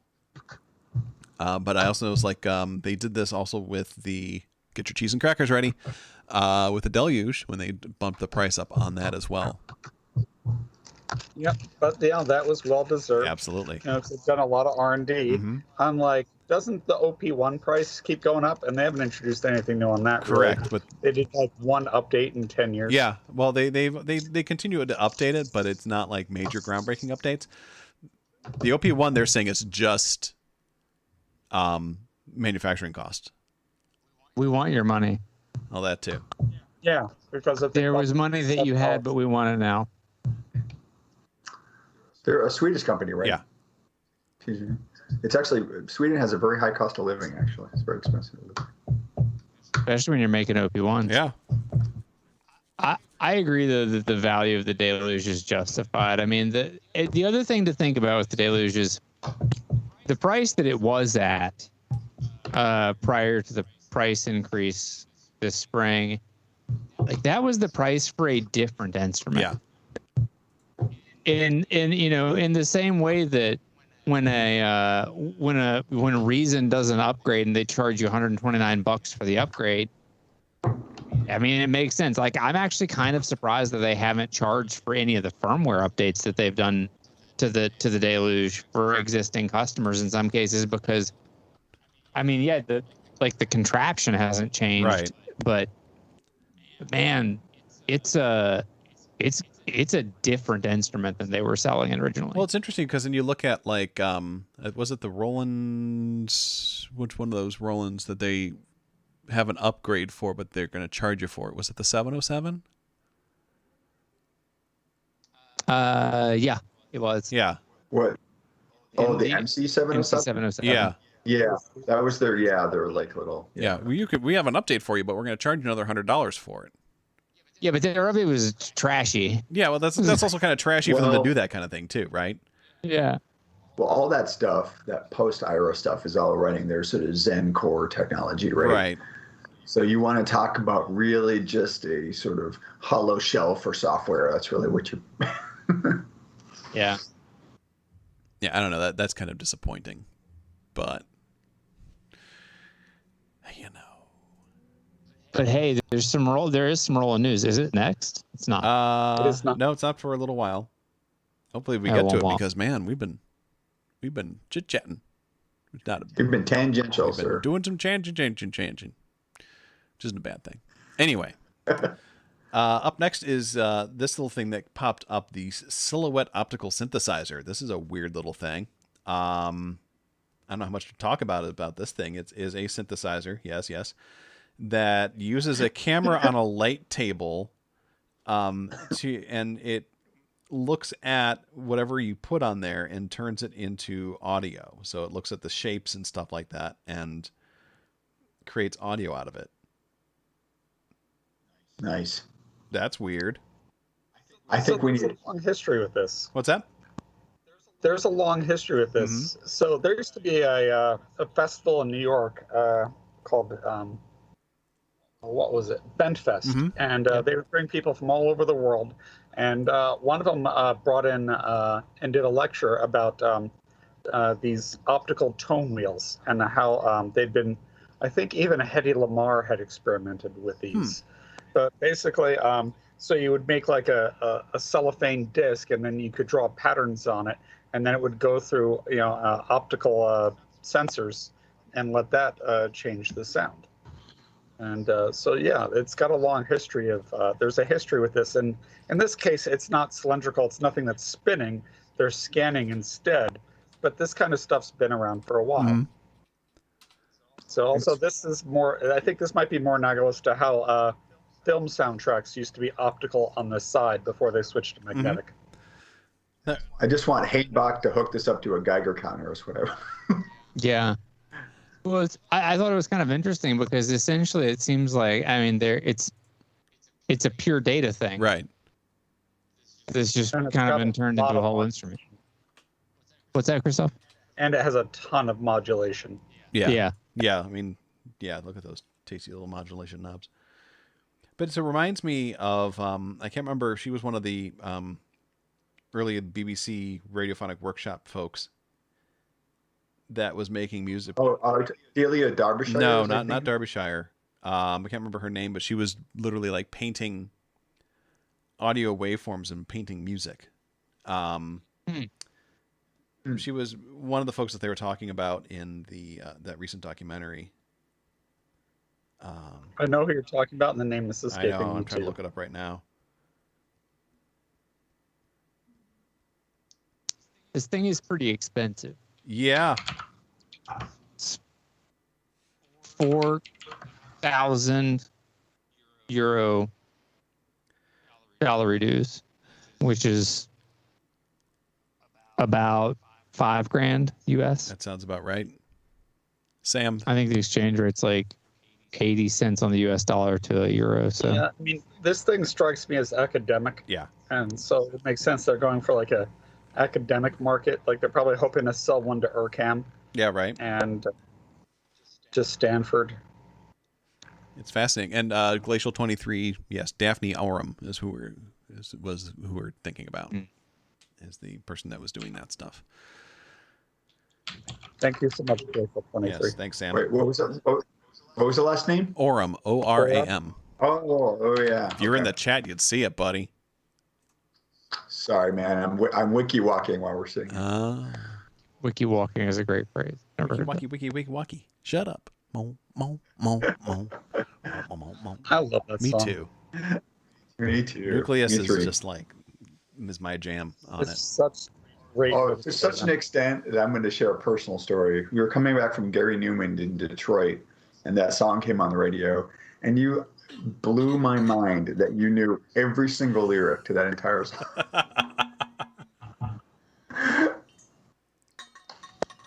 Hell's yeah, jam on it. them. Dang. One day I'll do a cover of it, and I'll show the world. So yeah, the Silhouette optical synthesizer, only $6+ grand. So pick one up, and then let me borrow it. Oh, Beta Units knows all of jam on it as well. I hear a duet coming on. He does it right because he can't do it wrong. That's why the whole world's singing this song. We gotta do it Wu-Tang style. We got to do everything Wu-Tang style. That's how life works, isn't it? We need to have 8-9 people in this discussion. I'll have to have cooler When names. we were It's talking about there's a lot of work here. when we were talking about the SP12 and SP1200, and Christoph, you mentioned Wu-Tang and Skinny Puppy. I had to find out if somebody had made a Wu-Tang and Skinny Puppy mashup or anything like that existed. And Hey, guess what? Did you just make it? I did not, but I feel very disappointed that I didn't. Somebody has made a mashup of Dig It and Cream. okay, I can hear this. I have not listened to it. I mean, because I've been here, so I haven't listened to it. Can post it up for the viewers at home. Yeah, so this exists. There it is. There it is. I don't know if it's any good. It is a very interesting idea, and I can hear how those songs could be mashed together. Like I could see how somebody could do it, but there it is. So All you need is 92 BPM. I know, right? you be the judge. Viewers at home, give us a review, and we'll listen to it later. Yeah, I very much like Wu-Tang Clan. So Are you watching the show? no, I don't watch. I don't think we've ever covered this on this show here. I don't watch television. That's because you're too busy hiding in the basement. It is, but I mean, like, I haven't ever watched television, so I don't know. I probably have watched an hour of TV in the last year. Okay. You did see Game of Thrones. I did see Game of Thrones, and the last 2 seasons were very begrudgingly. Yep. That's the same for everybody. But that's actually the last thing that I've watched on. I actually haven't watched television really since Game of Thrones. Well, there you go. I haven't seen a movie since then either. So yeah. So no, I'm bad at these things. Well, there's a whole TV show about the Wu-Tang Clan. I didn't even know Yep. that. That's cool. It's on the Hulu, though, so nobody knew that. Yeah. So no one Oh, knows. I don't have that. I don't think I have that. I don't think we're signed up to Hulu. We don't have cable. We have every streaming service under That's the what sun. Hulu is. It's a streaming That's service. Hulu. But we don't. I don't think we have that. And you one. don't have everyone. I haven't under seen the bill sun. for We that. don't have every. We need to go over what every means. I think it means the ones that I have. Do we need to wiki walk this? Right? Even when you pay for it, you still have to watch shitty commercials, so it's dubious. Gross. Yeah. It's the downside to it. I thought that was just the student version. That's all versions. You have to watch commercials. I don't know. I think Whatever the version I'm basic running, I watch version of commercials. it, you have to watch commercials. Yeah. Okay. Maybe I just need to pony up the dough, and then I'll have to do that. Maybe, maybe not. Yeah, with your fat tangents money. Yep. Oh, speaking of, man, I gotta send the royalty payouts to the X members. The past year, from all the streaming services that we are on, we have made $22, Woo!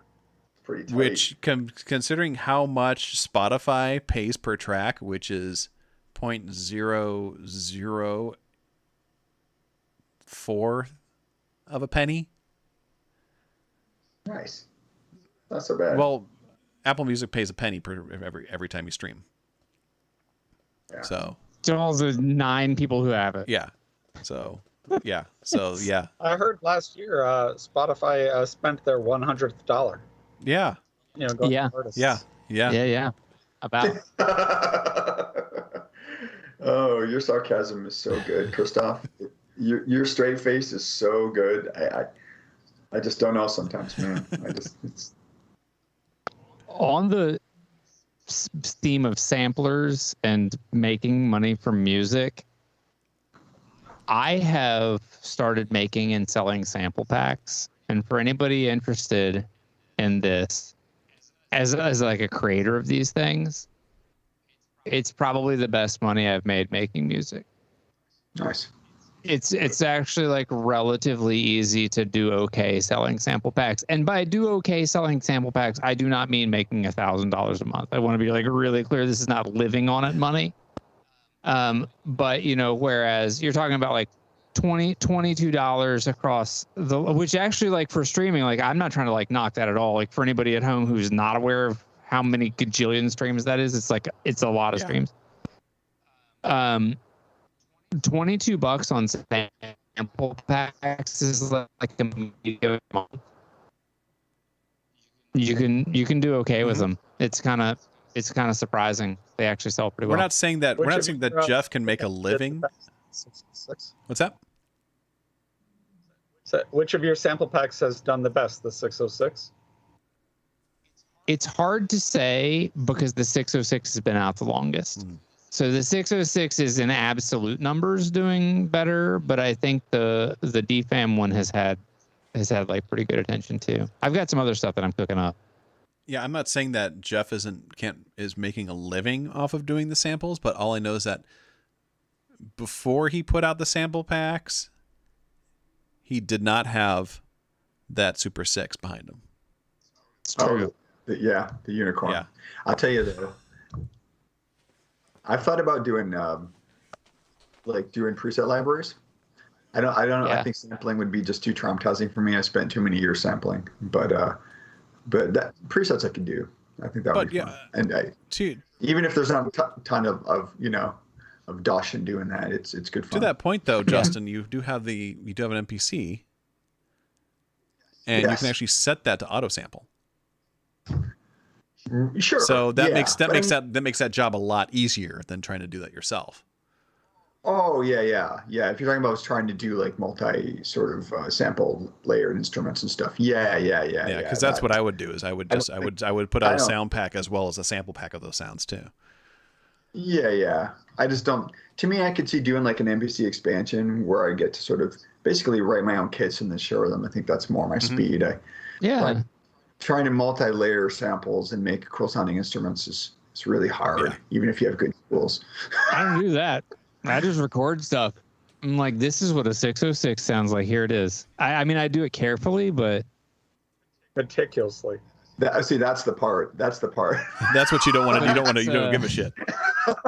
I know. How long did it take us for you to get you a microphone over there, buddy? How long did it take us for to get you a microphone over there? Yeah, no. I was just like, but I had to change my whole workflow. I had to come over to my Linux machine to do everything. I know. Your Linux it's fine. box and so. Yes, beta units. It is maybe McChicken money. That is what you can get from you can get McChicken money from doing sample packs. If you've got anything interesting or do it sort of a little bit differently than somebody else has done it, like a lot of the sample packs out there, especially the free stuff that people get, is not. It's just like not very well done, and it's not very usable, or it's like so overly processed that you wind up sounding like somebody else.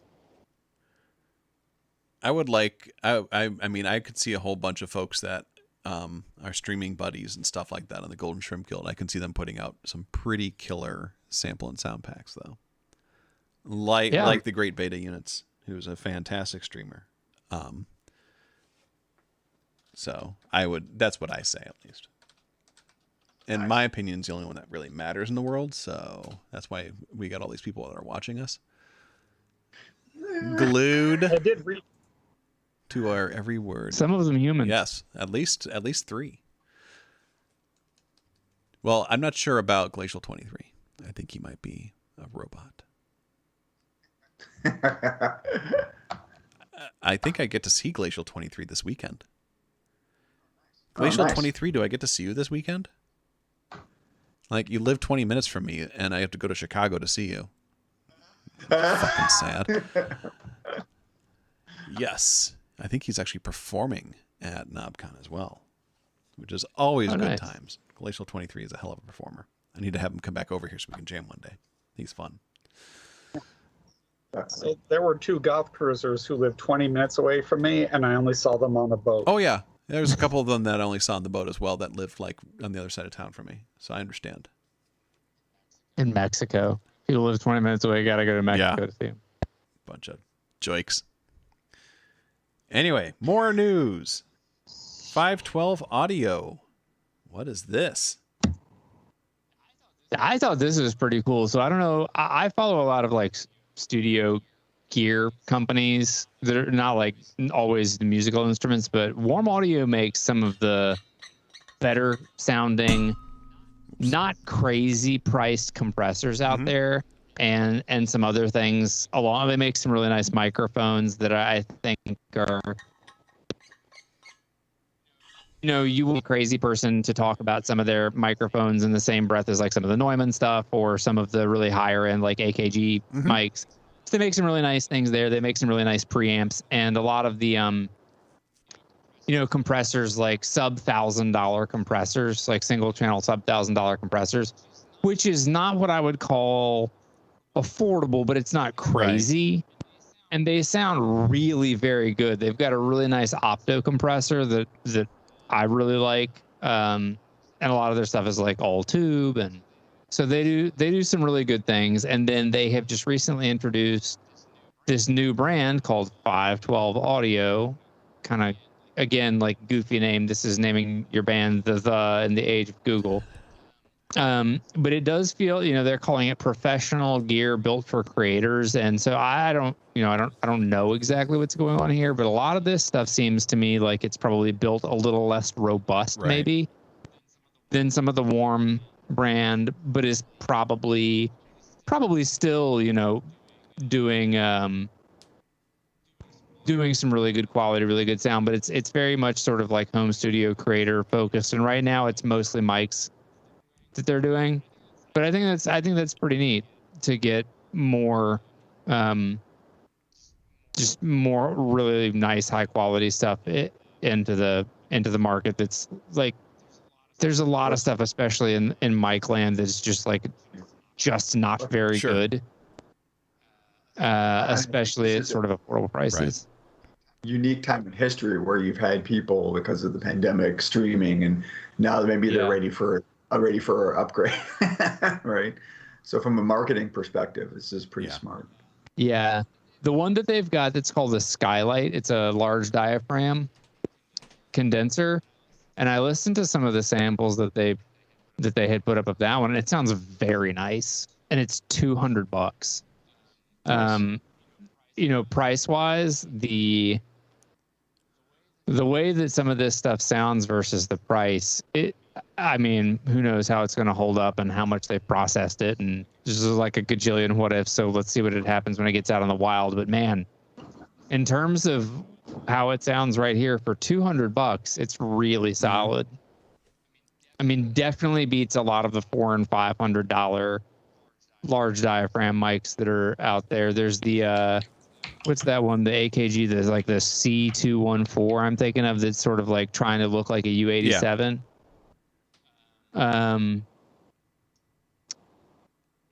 It's I mean, it sounds at least as good as some of that, as half or less of the price. So that's cool. Good on them. Yeah, no kidding. It's interesting. It'll be interesting to hear once we start getting some other real world reviews on some of these things, to see how robust they are and everything like that.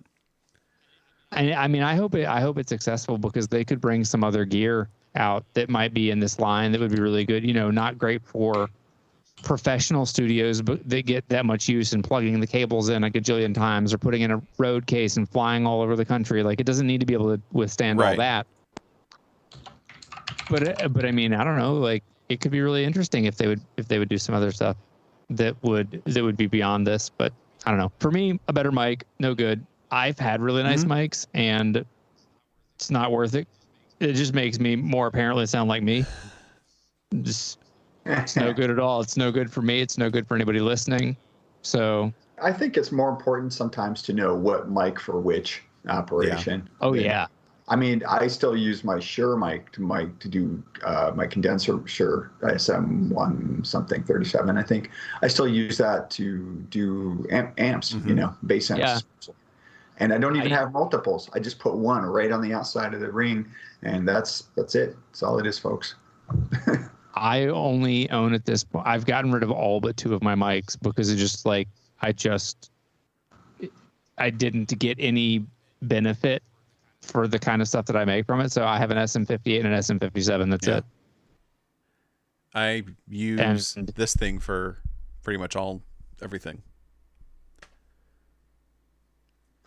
That's a very delicious looking I think it's microphone beautiful. as well. First of all, it photographs very well, right?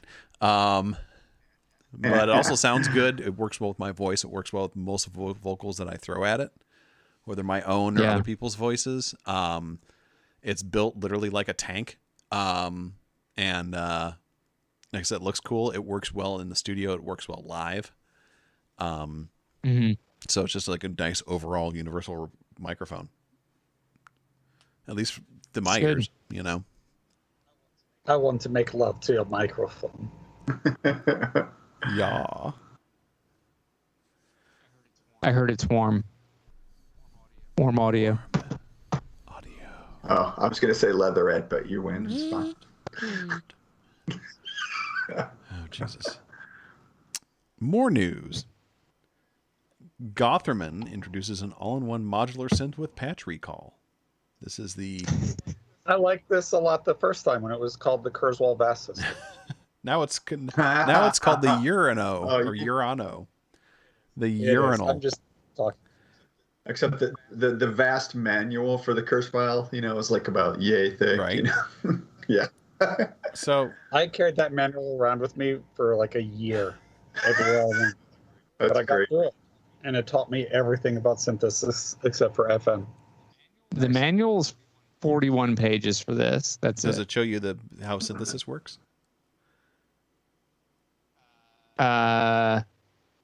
Well, given my exhaustive reading of it, it's so far, page 22 says any source can be sent to the 4-trigger output mini jacks. The output range is 0 All right, so volts that to doesn't- 5 or 12 volts, settable via jumper.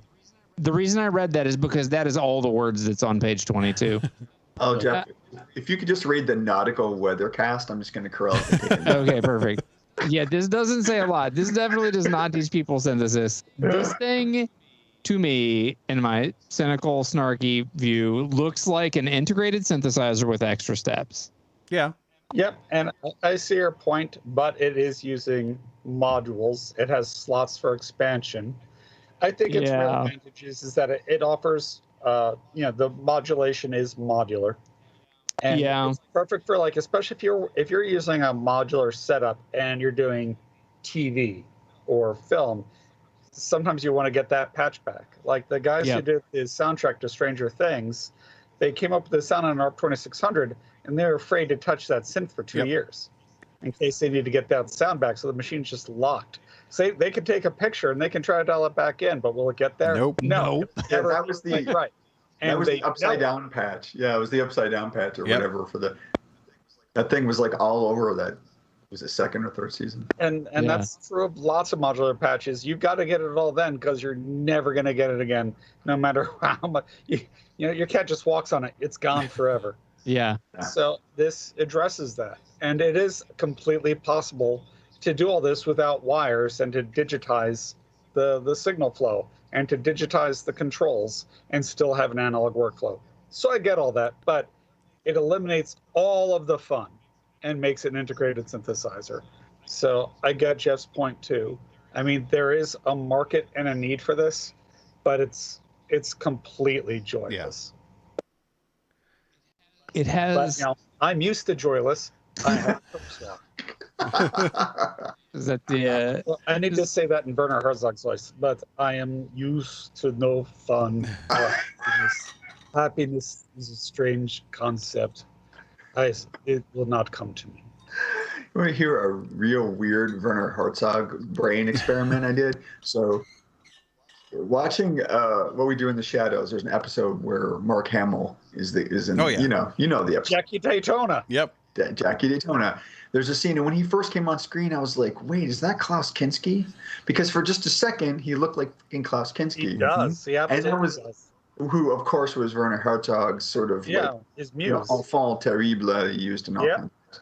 And so then I'm thinking, wait a minute, the story of Mark Hamill when he got in the car accident and broke his face was he ended up crashing into Werner Herzog's front lawn, who subsequently called 911, I guess. So it's like this weird connection. Yeah. And that is a weird Yeah. connection.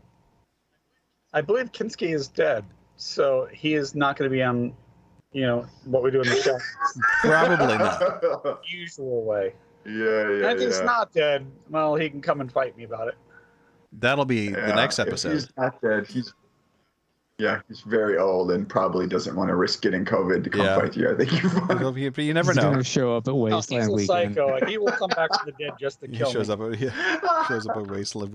Yeah, so he died in 91, but I wouldn't pass Rising from the Dead, beyond him. I think that's the kind of thing he would totally Yeah, I do. can see that. Oh, did he First really fight. die in 91? That's terrible. It's like, remember when the Crow came back from the dead and the first thing he did was play guitar and put on makeup on his roof before he went out to go get Yes. revenge?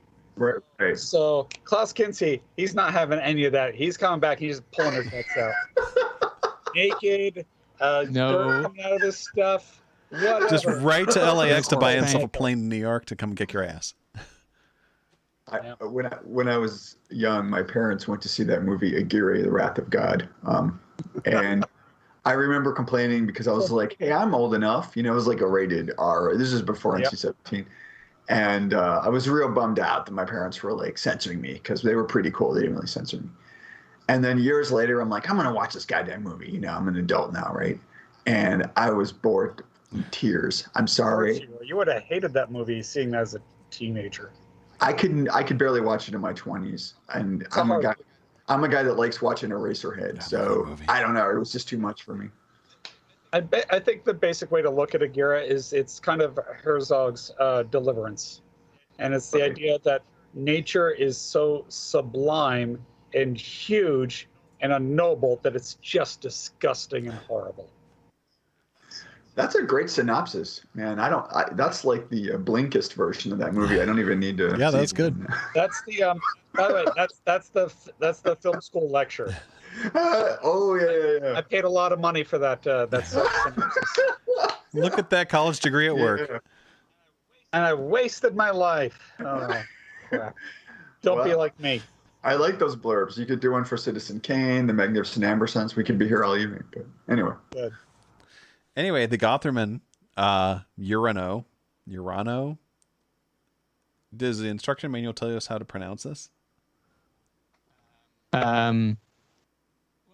Well, if I lie, you won't know That's the true. difference. So yeah, it does. I think it's Uranus. Huh. Yeah, So- that's what I'm taking So the away from Goth this. Uranus. It has some very weird things in the manual that I don't know. I'll just paste this one in chat because is this a everybody Danish can company? enjoy this. This is apropos of nothing in the manual. It actually isn't in the section about sampling, nor does it really actually even make any sense. Available with either 18 minutes or 91 megabytes or 43 minutes or 217 megabytes. Maximum 2.048 samplings or 93 minutes or 477 megabytes or 193 minutes, 977 megabytes of mono sampling. Maximum 8.192 samplings. Kept in super reliable NOR flash memory. Samplings are All right, so- immediately available when turning on. No loading time. Samplings are kept in 1 to 4 banks. Each bank holds up to 2,048 samplings. Each sampling can hold up to 64 non-destructive chop points. Samplings. They sound like some kind of Tolkien monster. Beware And the what's great samplings. is you two both have been reading manuals, and I think it's great. And I think I need to come up with like a 480 hertz like mind meditation. You guys can read tech specs and I'm just gonna ASMR. start that. whispering manuals from now on. I think, especially because my allergies are all acting up, so I sound Super stuffy. Six is So a very good manual. Oh yeah. It wanna comes get- with a hardcover manual. whoa, I it's want like to an, get It's spiral bound, but it is hardcover spiral bound. manuals on tape read by Werner Herzog. I'd pay good money for there you that. go. Hardback manuals, man. That's like an RPG book or something like that. Oh my god. Solid. Nice. That's good. So what's the price on this Gotherman device? Do we know? One orphan. That's not bad. Uh, I actually don't know how much it is. I think it's quite expensive. let me. Can you convert that into Pre-order in shop. Let's see. Pre-order in shop. Currently sold out €21.99. Yeah, That's for the 21.99 18-minute sample time. And the 193 sample time is 24.79. That's So 8,092 samplings. this website is definitely built in No GeoCities. shit, man. look at those PayPal GeoCities. buttons. Grrr. Which are like staggered and completely random. Yeah. Yeah, it's an interesting device. I hope it is. I hope it's useful for people. Yeah. I kind of enjoy like finding the weird ones like this. Yeah, that's kind of fun and fucked up. Yeah, it's good. Yeah. This is clearly a language of love, and I hope this guy doesn't find this video and cry as we tease his He will synthesizer. probably raise Klaus Kinski from the dead and send him after us. He'll do it. I mean, No, I do think That's it is. not a bad way to go. I know, right? It's better than COVID. Right. Better than Yeah. heroin. I'll take it. I've been watching a lot of those Italo horror movies from the 70s. Oh, yeah. And I'm thinking like Klaus Kinski in like a long leather coat with black gloves and a fedora is going to show Perfect. up. You're never going to see his face, but you'll know it's Klaus Kinski as he like hacks you into little pieces. With a synthesizer that does like 3d8 of damage. Yeah. You know, the one thing I will say, all joking aside about this very curious modular synthesizer, is that the price in it seems very, very reasonable. If you consider what's in it, so it has 67 modules included in it. And if you were to, if you just take the price of the modules and you say, how much would that cost? You know, the 2479 version, that's charging you $37 a module, which is cheap. better than Uli Behringer prices. Yeah, that's a great Uli Behringer. Why are your modules more expensive than these? Yeah, so I mean, if you individual, and so they're mix and match, so I have to make a plate and an individual power supply for these. This guy, he can put them all on one board, and he's all digitally controlled, so there's a lot less hardware. And that keeps So when you're down. manufacturing the clone of this Uli Behringer? Oh, I already did. It's called React. And they put it in the monopoly chassis. It's I'm great. just taking Native Instruments Reactor, I'm writing my name in it, marker, and then selling it. Bractor. Brackish term. Yeah, so I mean, if you just consider like just pure what is the cost of the module, and you don't think about anything else, it's a good deal for that, assuming you want the modules. But and then it's got 4 analog filters in it. It can sample. It's got wavetables. It's an effects processor. It integrates with the other Eurorack gear. So it probably actually is a pretty good deal for somebody. And if you have sort of like a small rack, like this would probably make it possible. So especially people who have really weird and far out there Euro racks, you could probably have a very smallish Euro rack that's just filled with wacky shit and add something like this to it and have something remarkably powerful. That's an excellent point. Excellent. Well, coming up next on our news thing is this free synthesizer, Monica. Is now That's a very good price per Monica module. 3. Even better price per module because it's free. So, Christoph, you found this. Let's talk about it. All right, so the Monica 3 is a little bit like a JV 1080. So it's got 2 oscillators. One oscillator is wavetables, or really just ROM-based, like a Rompler, and then the other one is 8 waveforms of analog. So it's not exactly like a 1080, but it's sort of like it.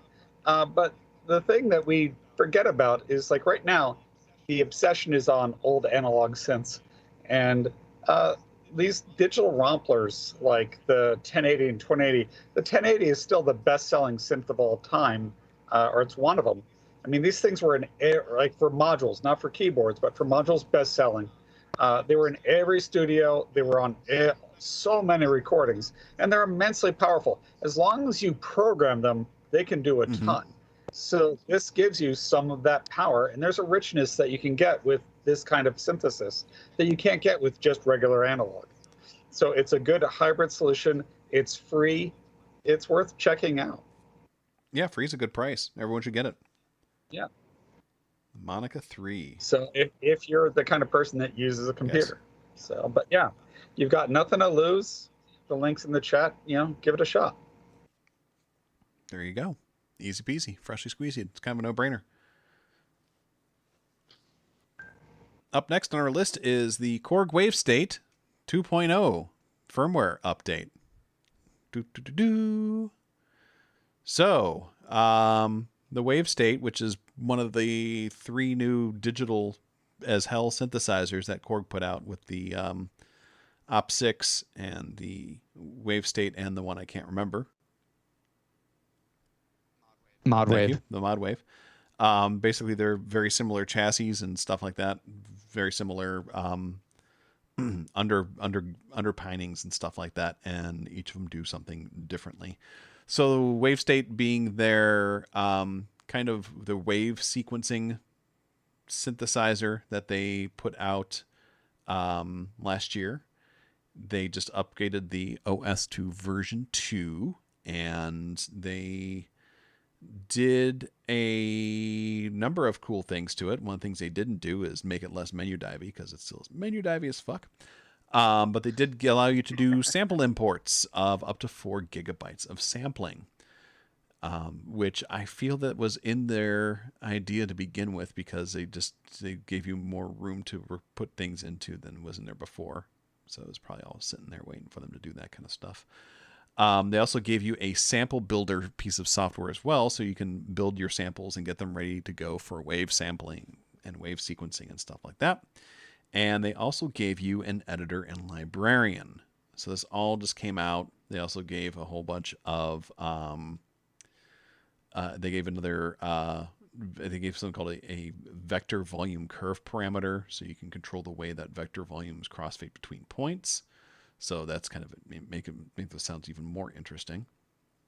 They put a performance level hold function, so you can hold notes and chords. So you can do that while you're noodling and modulating and stuff like that. So you're doing like drone work and stuff along those lines.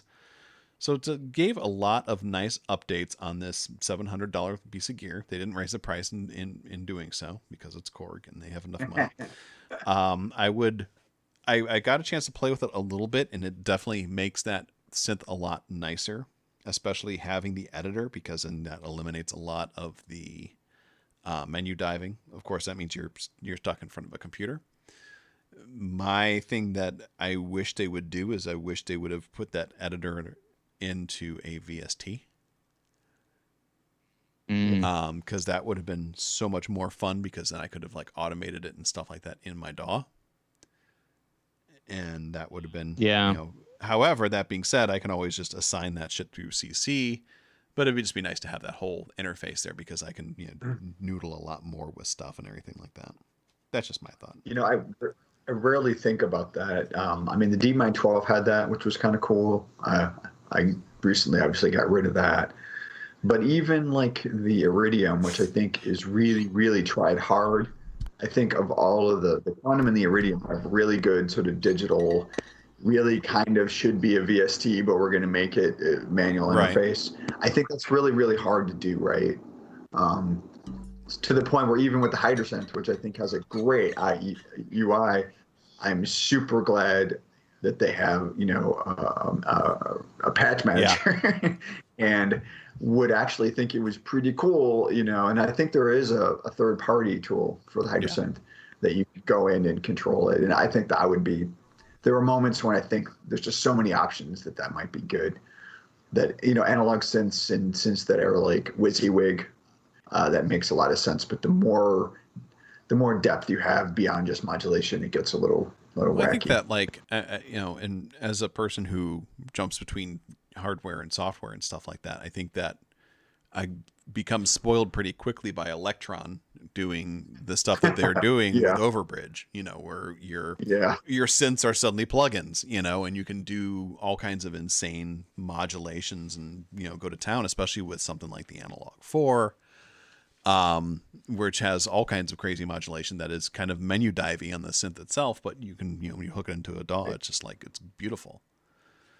Dude, I use the analog heat using as an outboard effect. Yeah. Oh yeah, I do that all the time. Because of Overbridge. Yeah, and there must be a real engineering challenge in getting that to work well. Yeah. Because it never worked correctly or reliably for the Access Virus line. And that's an incredibly beloved synth, and yet people have been complaining about the VST integration ever since the TI series came out. So maybe that's why Korg didn't want to go down that rabbit hole, because so few people can pull this off correctly. Yeah, and I think that was definitely a thing. Is I know Electron worked their butts off, and people were bitching and complaining because they were like, "I bought this just so I can use it with Overbridge."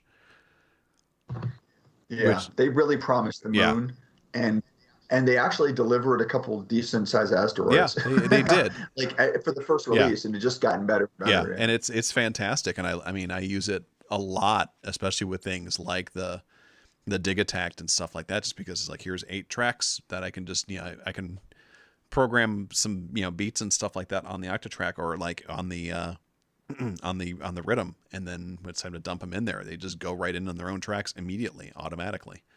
No thought. Yeah, and you don't have to lose your audio interface. Exactly. It's like here's 12 tracks, and we'll just record each of these things individually at the same time down this USB pipe. I'm like, oh, thank God, I love you. So yeah, it's Brilliant. yeah, I think as far as like the way I work in here and stuff like that, that has definitely helped my workflow. And plus, having all those devices being class compliant audio devices, that frees up 8 to 12 channels, depending what day it is, on my interface by having those puppies in there. And then having the analog heat and using that as an outboard effect processor is just lovely as well. So yeah, that's, I've gotten to play with it a little bit. Like I said, it is an improvement. I'm still wrapping my head around like wave sequencing and stuff like that, because it's still kind of weird for my little brain to think about. I think that having that editor has definitely helped me visualize it better. And I think that's one of the powers of having those editors out there, is you can kind of spread out the interface a little bit more than on the keyboard. And I do appreciate that. So I think the Roland Vicent and the Iridium were both unique in that they have a touchscreen, right? Even of various degrees of efficacy. No, totally. So yeah, I kept it around. I was going to sell it, and then that 2.0 came out, so I'm going to play with it a little bit more and see if I'm staying into it or not. So they keep pulling you back in, man. Dicks. That's okay. It's like Al Pacino. I know, right? I like the ops more the less I play on it. I don't mind like using the interface and the knobs and the things, but that's the trick for me. Like I find myself going ugh when I'm like hitting the keys on it. But if I'm controlling it from another synth, then all of a sudden it feels great. Like if I play it from the Matriarch or from the Super 6 or from the Hydra synth or something that's got a really nice keyboard on it, then it's like, oh, this feels really good. It sounds really nice, because the sounds that come out of her are fantastic. I wonder why Korg doesn't create like desktop versions of this stuff, or even rack mountable versions. I don't know. Even if they did, Jeff wouldn't own that. I'm anti-module thing. If it doesn't have keys, I'm out. Oh yeah, I mean the ideal world with the Op6, I'm like, as soon as they offer like a 49 or 61 key full size key version, then I'll get it. Yeah. Oh yeah, I'm kind of the opposite. Like I would hack the keyboard off of the wave state. Have you seen the mods that people have done on that? So it's actually very easy with these new Korg devices. It's actually extremely easy to remove the keyboard from them. And I mean, obviously, there goes your warranty. But a lot of people who have done this have said that it's like an hour or so of work to do. No, it's really simple. I mean, and especially like if you either can do any woodworking or anything yourself, or have a friend who can, then you could put like a wooden case around it and really sort of like dress it up into something really pretty. Right. Maybe that's your path. Possibly. Well, I mean, if I guess if the circuit board stuff is on the back, which it usually is, yeah, you can just remove. Obviously, if the keyboard, I'm guessing, is just a single cable, probably, right? It's a single ribbon to the module, and the way that it connects. So what people have done is actually some people have made it so they've cut the keyboard off of it, but they've done it in such a way that they've basically said, like, look, you need some super glue and some wooden end cheeks on this thing, but you actually could reattach it. Yeah. Sure. Yeah. I mean, you could even, depending on how clever you were with 3D printing or with wood, make a front bezel and actually, you'd have to find some kind of converter. I don't know if it's like a DB20. I don't know if it's what kind of ribbon cable it is, but yeah, I don't know either. You could probably convert it to something, now you're getting real hacky, but even just the idea of hacksawing a keyboard seems like sacrilege, but you know, at some point you got to do You what know, you got to that do. keyboard You have feel to- that You should touch this the- keyboard sometime. the keyboard is not good on there, and I like Sure. synth action keyboards. I prefer them to like piano style keyboards because that's, you know, I don't play the piano at Yes. all, so I like those. You know, like the MS-2000 is one of my favorite key beds ever, and the thing is just like, I don't know what you're doing, but I like it. You know, and just like it doesn't give you any kind of aftertouch. It's very unforgiving. It's just like snap, snap, snap. So It's a Springs so typing backfire, keyboard it hits you in the with a shape. face. what's that? Like a. I was gonna say it springs back so hard it's like the Three Stooges and hits you in the Absolutely. face. That's the kind of action I like on. Yeah. I don't like my sense. Tiny little cat. I don't like mushy piano keys at all. I'm weird. I barely like keys. So buttons everywhere. buttons. Well, I mean I love my Linstrument. My Linstrument's so much fun That to play. explains your love of your OP1. Yeah. I bought the OP1 twice and I sold it twice. Nice. And the OPZ is even worse, and I can't sell that because it's broken, because it was still in warranty, and now they refuse to repair it. So anyway, don't get me started on Teenage Engineering. Oh my God, we still have a bunch of news still to cover, and it's almost 11 o'clock. So let's bust through this shit. All right, let's do All it. right, so next piece of news coming up here is Rolly has declared bankruptcy and reformed with the exact same employees and started a new company called Luminary, getting rid of their Proline weird, rubbery, mushy, gel-filled keyboards and are only going for consumer/prosumer level gear. So that's coming down the pike right now.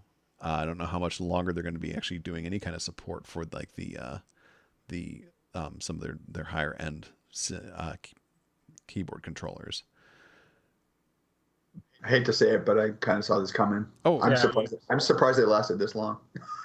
they People really liked it, but it was super expensive. yeah. Yeah. Well, the It problem was unobtainable. the problem is that they had kept on getting money from other people and they kept on buying other companies and stuff like that, and not doing much in the R&D department, stuff like that. So they just kept on getting money and blowing it on stuff until they kind of painted themselves into a corner. I'm not a big fan of the Rolly Seaboard myself. Again, I really hate the feel of it. It just feels so gross to me. And like, I don't want to rub like dead skin flakes all over my keyboard. Thank you very much. No. It was novel. It was in a time when, you know, a lot of different, you know, interfaces were coming out and people were experimenting. I know Artafon was doing it. Oh, yeah. And obviously, you know, the what's it that you have? The Linstrument. The Linstrument. Yeah. I mean, you know, it was a time period where people were like, let's experiment. Right. You know, see what we can do. It's like, hey, what if we combined a keyboard with a fleshlight? Yeah, exactly. Exactly. You know, it's like why does my keyboard feel like a flaccid penis? This is just weird. Man, we only got 3 minutes left, and Like very Videodrome. Yeah. I'm already horrified. Yes. Oh, that's a great movie. It's true. Next. All right, off we go. Roland has added the TR-707, speak of the devil, and the 727 to the cloud. Justin, did you get it already? Yep, I downloaded it. It's a ton of fun. I love the 707. It's much, much better than Cats. I'm going to see it again and again. But no. And Now, wait. Are we talking about the musical theatrical version or the film version of Cats? Oh, I'm not going to see the film. You would have to. It would be under great physical harm style duress to get me to see the Or film. lots of No, drugs? Yeah. You could probably get me in a state where I'd be okay with that. But no, it's super cool. They made the 727 too, which is also super cool. And they've actually done a lot of updates to their 909 and 808 clones. And 707 is one of those things where I really like the sound of it. I like crunchy PCM type of drums, so it's something I love. Mm-hmm. The only problem with the real 707 is the MIDI sync on it is a piece of cabbage, and so that's just a problem. You got my Jersey Shore reference there. Piece of cabbage. No. Very good. Damn cabbage. Anyone else have any thoughts or opinions on the Roland Cloud 707 or 727s? Subscription model sucks. Yes, Next. it does. All right. It's okay. I have the TR-8S. Reminds me of that meme with the woman who was asking for wanted a bus and everybody. Does anybody know this meme? This is very good. It was a post. It was on Facebook. The guy shared it around, and she was asking for somebody to come and basically give a free bus to her church group. And people were like, "Oh, I have a van. I can drive some of you to someplace." And she's like, "We need a bus next." And that was the comment they kept getting. Next? It was just next. Oh, swipe and destroy culture. Oh my God. It's very good. All right, I'm gonna save the Massive Attack thing for the next show because that can actually be a decent conversation to have, I think. Yeah.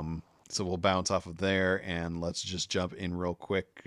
Justin, I'm sure you already ordered the expansion card for the Prophet 5, for the Prophet 5 and the Prophet 10.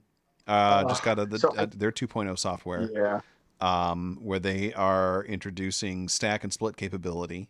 And you can buy a $800 card, a $900 card for your Prophet 5 and basically turn into a Prophet 10. I'm guessing, right? Yeah, and it's funny because it's really around the same price point between the 10 and, I think you might save a couple $100 to do it this way. But to me, it wasn't just about the money. It was about the authenticity of buying this giant thing that looks and is exactly a Prophet 5. Ergo, I don't want to go for the 10 because it's going to, and because it really is such a ballsy synth that I don't need to have all 10 fingers on the keyboard. Sure. You know what I mean? But the fact that you can split it like this is so dope that that's almost a reason just to do it. Yeah, giving it timbrality is a nice thing. Yeah, my thing is I have to research this, but it looks like 2.0 doesn't give you much else because they're actually kind of interesting about their firmware with this line, where they're like, oh, you could upgrade, but it's really just the panel and it really doesn't matter, and we don't encourage you to do it because you're going to break it and return it to us. That's kind of what they say in their page. But to me, I'm like, if I could make it a Prophet 5, if I could do a split and just put it on the last key or something so I can make it still 5-note polyphony because I like the note ceiling. If I can still do that, then I might do it. There you go. Anyone else have any thoughts on the update? Good for Prophet 10 sounds awesome. Yeah. More notes is more better. Next. Play them all. And finally, the Moog Model 15 modular synthesizer app is now available as a VST. This is lovely for fans of the Moog sound. The Moog Model 15 is an iOS, iPadOS app, which just blows my mind how good it sounds. And how they just gave it sounds so they just good. gave you it as a free VST. Congratulations. The only downside is you need whatever Big Sur to run it. Yes. Because I'm still running an older version, and yeah, they're using basically what they're doing is that they're using the kind of like the reverse version of the iOS compatibility. Exactly, that's in Big Sur in order to do this. So they're just doing it as a wrapper from the iOS version of it. So yeah, you do need Big Sur to do it. How do I run this on Windows? Well, good news for you, Christoph. You don't. I know how you can do it on Windows. Save me, Lee Beringer. If you open Internet Explorer, 6 Edge, if you open Edge and you type in www.apple.com, you can use your Windows computer to purchase yourself a shiny silver new Macintosh computer that will arrive at your door, and then your Windows computer will make a lovely stand for it. And that's how you can do it. Hold on to the keyboard, mouse, and monitor and buy yourself a Mac Mini. Wow. You know where my tangents money's going to go now. That's right. You can start selling sample packs. I mean, it got Jeff a Super 6. It could get you a real computer. Yeah. What's super weird is Windows is kind of having a resurgence. It's become kind of a neo cool kids operating system, which I think is kind of funny because Mac really owned that for so long. I'm going back to Windows Linux. is cool. Marketing. Yeah. No, I went back to Linux and I didn't turn back. Which version of Windows is cool now? I Gimme. guess 10. 12. I don't know. I mean, I run it for gaming. I run So, Windows 10. I have a Windows 10 horror story that I have to share to wrap up our stream. Absolutely. So I DJ'd at a club in Brooklyn a few weeks ago, and the guest DJ after me, I walk away to go drink because I'm not spinning for like another hour and a half, and the music stops. So I run back like, what's going on? Windows 10 is performing an update. Oh my god. Motherfucker, you. So an entire club shut down. The music stops because Windows 10 decides right now during your set, I'm updating because fuck you. That's why. That's why I don't feel like horrible. Windows 10 was ever meant for anything professional. It's only good for web browsing, and that's it. It's not You even can't good do for work with that. You could be in the middle of like people do important things. Like that the aren't Academy business, like- Awards, there's 1 billion people watching Windows 10 reboot. You know, Oh, so they're in that yeah. conundrum, right? Where they're like, That's why this laptop is running Windows 8, which is terrible, but it won't do that. So that's Yeah. a real thing that I saw happen. I always knew that kind of stuff was going to happen with Windows 10. Bam. I saw it happen to someone else and not me. So I'm running they just have too many darn vulnerabilities still. You got to patch the goddamn thing every week. all the time. So I run the so I run the streaming on a Windows PC, and it's set to I set it to never update, so I do all them manually. So What OS version? what's that? What OS version? Of Windows 'Cause 10? there is no never update on Windows 10. That's the problem with Windows 10. You can't turn off I the think auto I did it updates. somewhere in like the I don't know. You see, here's a trick is that I only turn this computer on when I'm doing two things, about to stream or about to play a video game. But that's one of the big problems is that, and that's probably what happened here, is like it hadn't been on for a while. It turns on, it knows the update's happening. Bam. Right. Force Well, But what I do is I turn it on Perhaps. earlier that day and I run all the updates. Yeah. Yeah, I manually every time I turn the sucker on, I run updates. The first Yeah. goddamn Yeah. thing I do. So I don't run Windows 10, but I'm told there's a trick where if you go into presentation mode, it won't do this. I don't know if that mode still exists. But that's what, because this happened during a bunch of television broadcasts where somebody's Wow. doing the news, like over here we see some Windows 10 is updating. So Wah, wah, wah. yeah. So yeah, not that cool. But Windows 10 is coming to an end. Windows 11 comes out soon Exactly, it's true. And I think that because they have to catch up with Apple 11. yeah. I it's interesting because I'm seeing that they are now doing Windows in the cloud as well. Yeah. And their goal with Windows 11 is to make sure you can't run old hardware so that you have to buy new computers during a time when there's a global chip shortage. That's a great idea. Smart. Yeah. Microsoft. Yeah, just tons of great They're ideas. doing great. Yep. So it's time to go to Linux again. Time to buy a Mac. Yeah, my problem is Steam. I just got to get it. I just need it for Steam, man. That's my problem. If I could Yeah. get a Steam box that could run all my games, but the problem is a lot of Steam boxes are running, other OSs, and Yeah. so the games won't run on them, and that's just, Just how do it is. the And that's just do the cloud the GeForce Cloud thing. You can run on anything. You can run on your fucking phone. Yeah, I Yeah. guess that's. But there's a ton of things that won't run on Linux, and that's why I'm not using it. I mean, I wish they did, but yeah, like I can't give up Native Instruments Complete Mhm. or the Arturia V collection. They're brilliant. So Yeah, Get a Mac. It's Yeah, the best but- build of Unix out there.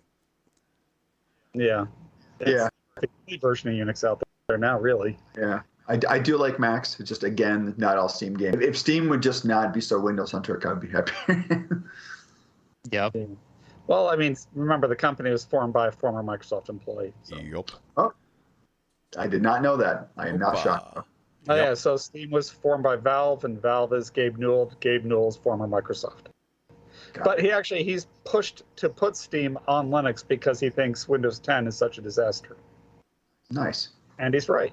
Well, they've got that deck they're coming out with. The Steam That, Deck? Steam Deck, yeah. Deck. Yeah. We'll see. Curious. All right, If that's y'all. got like HDMI out, I mean. Well, we are past. good We are tangent. past time. I'm tired. Let's keep talking to make Andrew cranky. Yeah, do that. I'm not cranky He's enough got the yet. crazy look. Never mind. Here, I can tell he already took off his belt. Oh, I'm not wearing pants. This is a wonderful thing about He's this. got to turn his Think I wear pants to these shows? You're lucky I wear a hat. Who are we raiding tonight? We're gonna raid over to Toto Robin. She is Awesome. doing Great her she's doing her 909 stream right now, so we are gonna bounce on over to her. Hey. She's gonna be up at NobCon as well, so I'm looking forward to meeting her in person. Nice. And other folks as well. So yeah, off we go. We are off to raid. So thanks everyone for watching. Thanks for listening. Thanks for participating. And we will see you in 2 weeks, but you will not see Christoph in 2 weeks. We'll see Christoph in 4 weeks. But until then, Have fun in the desert. have fun, everybody. Bye.